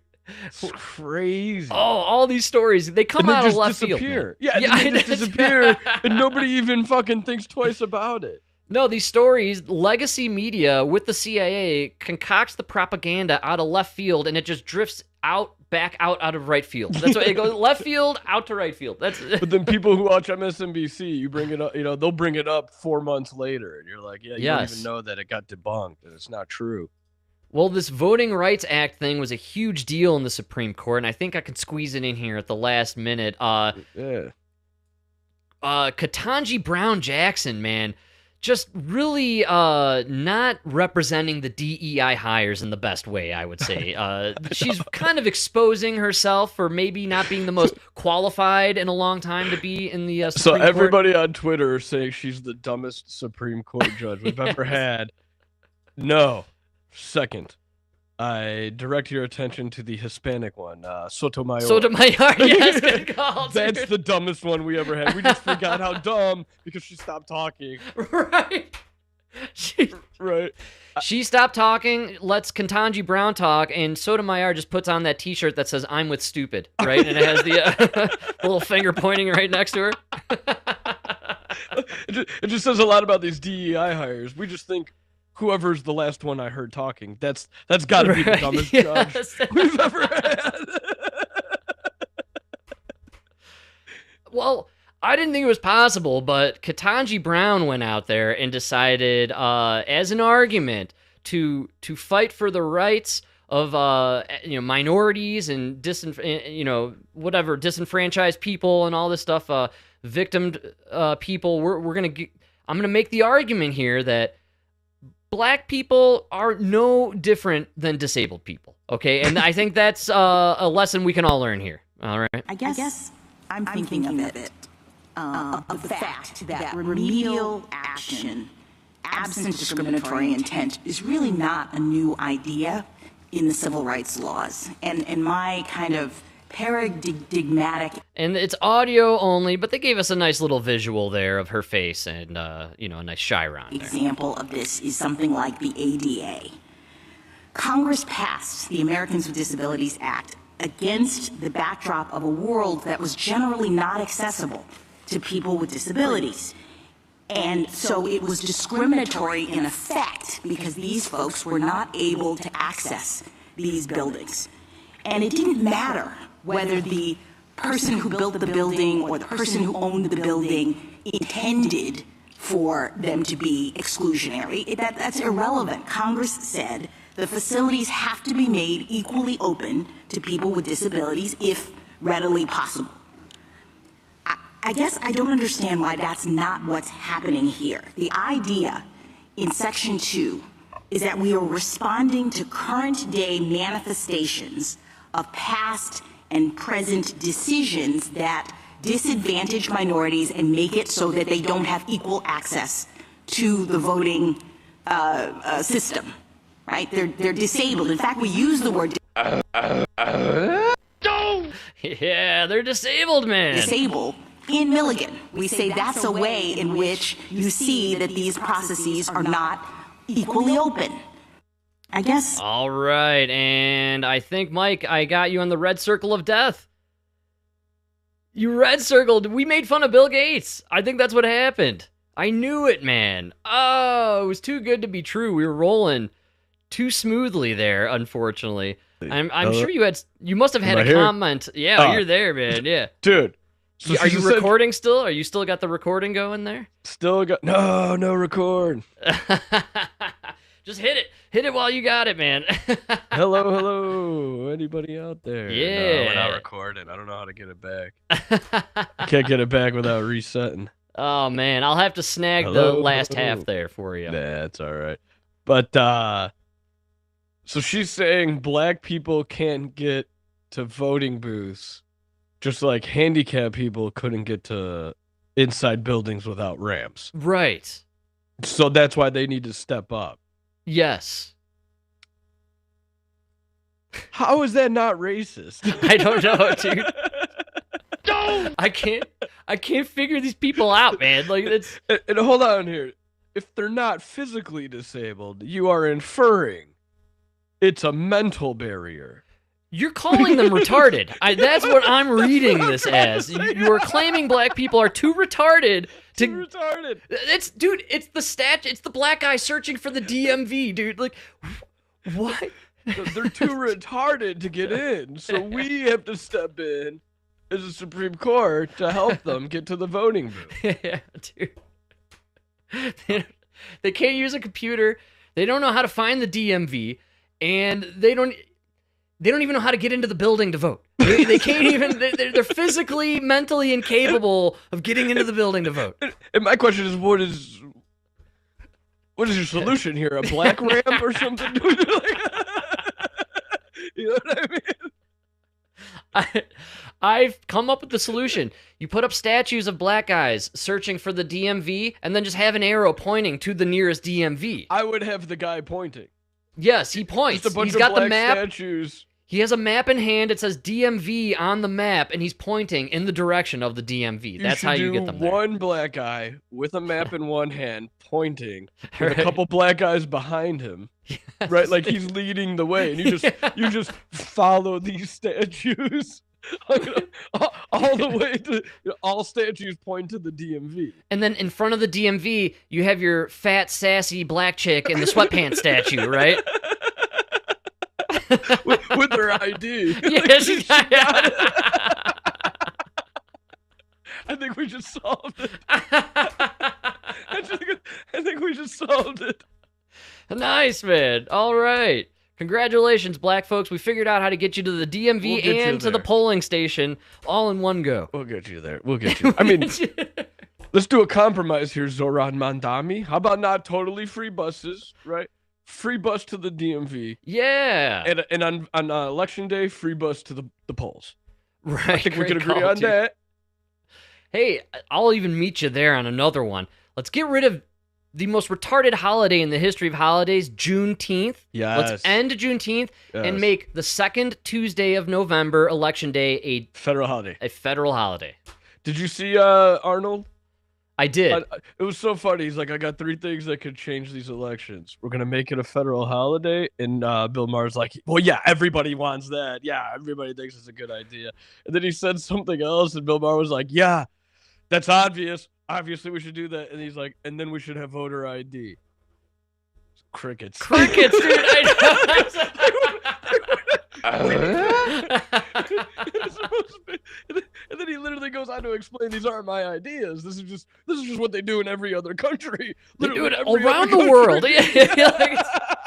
It's not radical. Dude, when did it become an insane concept to show your ID to vote? Show an I am ID. like so blown away. I would rather you not check IDs for tobacco. If you're like, we can only do one or the other, I'd be like, fine, fuck the tobacco. Anybody can buy tobacco. Card them for the voter when they vote. card you 3 times when you buy pot. 3 times. There's 3 It's absolutely checks insane. on the You got to do the front door when you get to the counter. In front of the camera, they got to check scan it. it. The fucking the CIA gets a warning. Just to buy some pot, man. You got 3 checks on the ID, dude. Nothing. That's a good call. And let me tell you something. As a man who works in black neighborhoods, they find their way to get weed at these dispensaries. Yeah. So how are they buying the weed? Every other house, you go into it, you're fucking getting high. I got an idea.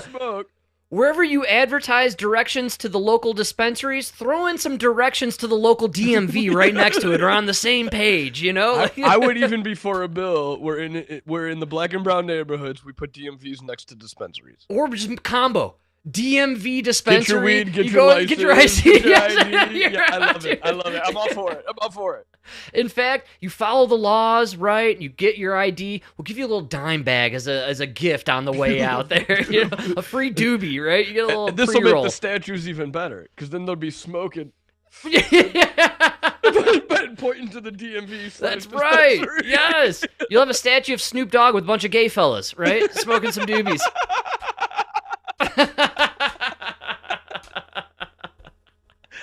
I can't believe this is like we're still arguing about this. It's 2025. Everybody has a fucking ID. Everybody has a fucking ID. How is it racist? Or how is it not racist to say these people can't find these places or have no access to these places? Can't get an ID. Facilities? I mean, how retarded are you that you can't get an ID? That's an honest question. I know. And my problem is always, okay, if black people can't find their way to the DMV to get an ID, well, let's still do the ID for the voting, and then let's solve this problem of why the education system is failing the black communities so bad that they don't even have an intellectual, they're not even at like a 5th grader could find the DMV.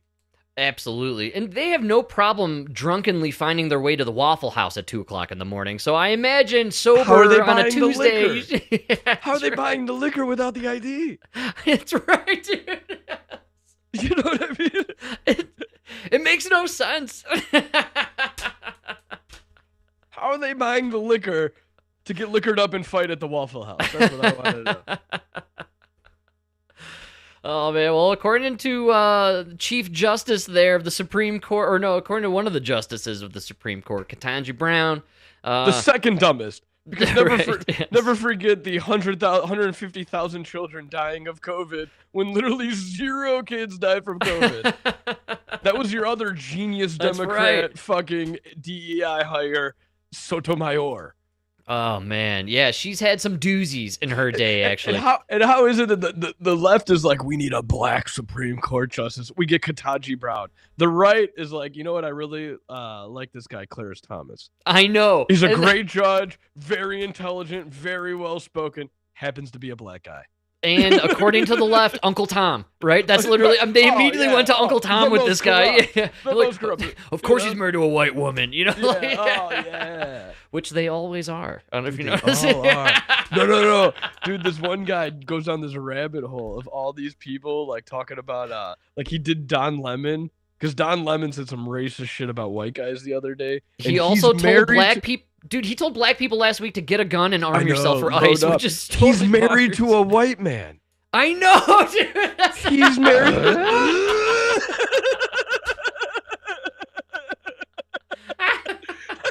You're married to a white man. They all are. This one video, this guy goes down this whole list. Kamala Harris married to a white man. Yes. Like all these AOC. race hustler.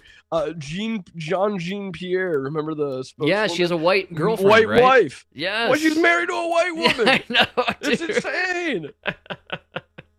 Spare me. Why can't we just call it what it is? An amazing country. where these interracial couples, they're all over the place. You know what I mean? That you guys, your life Great call. doesn't live up to your message. Yes. Because you're saying we're in this racist-ass country, but all of you happen to find, the one white person that's not racist to marry you? Yeah. You know what I mean? You're all interracial couples, yet we live in a systemically racist country where no black people have a leg up whatsoever. What do you mean? We're also the only country with top 10 billionaires that are blacks in the world, man. Like, the most successful group of people in America are Nigerians. I know.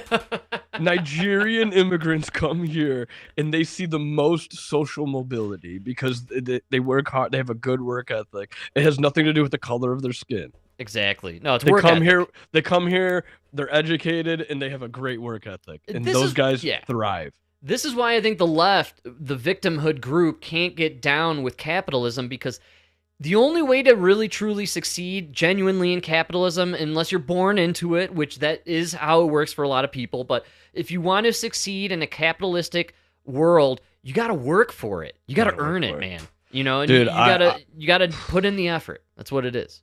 I don't want to put anybody on blast, but somebody we know in our family, we were talking about it at breakfast today. Oh yeah. The kid comes home with this test, and he got a B. They gave him a letter grade of a B on this test. He got 19 wrong out of 36. I'm not a math magician here, but it's like 45%.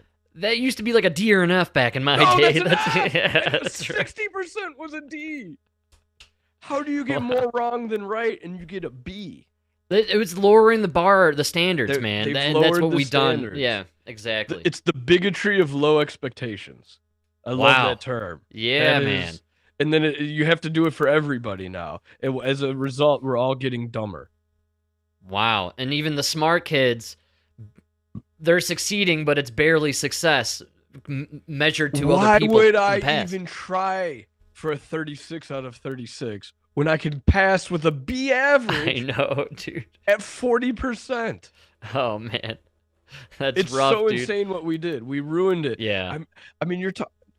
I've talked about it before. You're talking about guys who graduate the CPS, Chicago public school system, and they don't know what a fraction is. What were those stats, bro? They were like 0% in reading. In reading and math. Proficiency. Yeah. It's unbelievable. And all you're doing is failing these kids. In life. In life. It's a life failure. Yes. Yes. Absolutely. And it is wild, man. I mean, that is the one-way ticket to idiocracy, bro. Bro, I was at this high school and there was like this kerfuffle where like security, you know what I mean? Right. It was a big deal. They had to eject this. I'm not trying to be funny. I was like, I thought it was a parent or something. I don't know. They had to get this man out of the school, right? All right. And then the engineer informed me he got kicked out because he aged out. He's 22 years old. What? Excuse me? What? They're letting kids like stay in high school till 21. Wow. I mean, he must have been a stud on the football team. And probably dominating. Probably. Great basketball player. I imagine huge. It's that scene in Billy Madison where he's playing dodgeball against all the little kids. You know, that's this guy in all sports, dude. Except this guy hits you with a dodgeball and then steals your girlfriend. You're like, wait a minute. I don't even think that's legal. What's going on here? Is that statutory? I think there's something wrong about this. Insane. Wow, man. Yeah, that's crazy. But idiocracy. We're there. We're there. I have a clip. Well, I'll save it for next week because, believe it or not, we've hit that point. What a show. Great stuff. Covered it all. But I got a guy who does a speech for Gen Alpha, and he does his speech in Gen Alpha language. And the crowd. It's a great. Oh, did you see this clip? Yeah, you that did. Is a great clip. We'll do it on Sunday. What next did week. I love it because I talked about it on here where you don't understand what these kids are saying. They're speaking another language. It's great. We'll do it next week. You need the captions in order to understand what these guys literally do not know what say. he's saying. It's unbelievable, and I'm so glad you captured it because I've talked about it. I know people think I'm exaggerating. Yes. No, this is good. We'll do it next week. Like our Absolutely. dad will say shit like, "Oh, you guys had words." You know what I mean? Yeah, but this is a whole nother language where it's like where our grammar rules aren't even the same. You know what I'm saying? Actually, they're all out the door. That's the door. I mean, yeah, there are no rules. In fact, that's what it kind of seems like. And I don't think it bodes well for our society, to be totally honest. I don't think this is a positive. Frank, we lost society when we stopped teaching cursive. I fully agree. They do not teach cursive anymore. Nobody knows cursive. Cursive and reading the hands on the clock. Insane. That was the downfall. How do people not know how to read it? Grown men who do not know how to read. I know, but dude, if you can't read, you can't read certain handwritings and you can't read the hands on the clock, that opens the door for authoritarianism and for dystopia. And that's how they used to control the masses. That's how they control you, yes. I've said it before. Never before could everyday common men read, eat fresh fruit from around the world, right? If we decide to feed ourselves garbage, we choose not to read, instead stare at screens. Like we did it to ourselves. Our forefathers fought for all of these rights to make the everyday man, you know. I have a book of Shakespeare here, but I spent 2 hours the other day watching fat black chicks beat the crap out of each other in a Waffle House. That's like satisfied. I'm sure I got a blood clot from the hour I spent on the toilet earlier.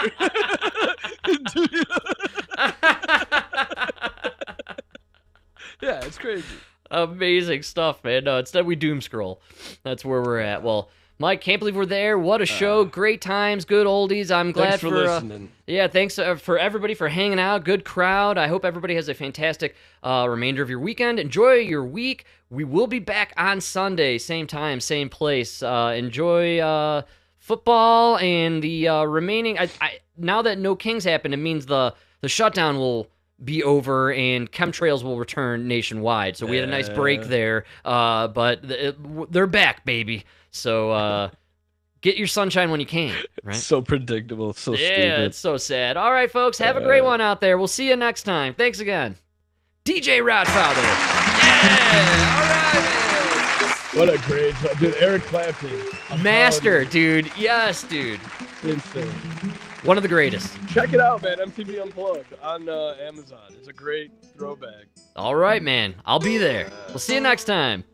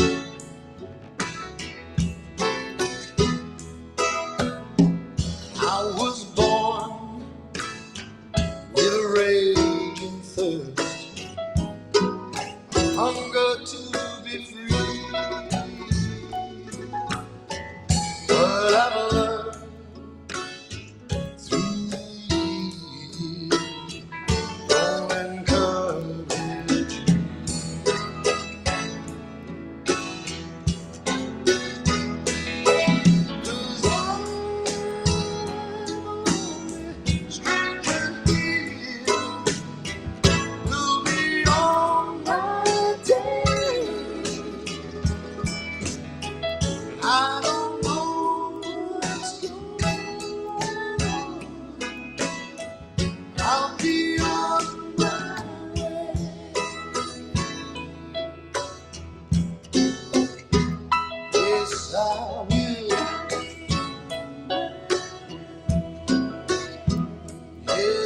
I will.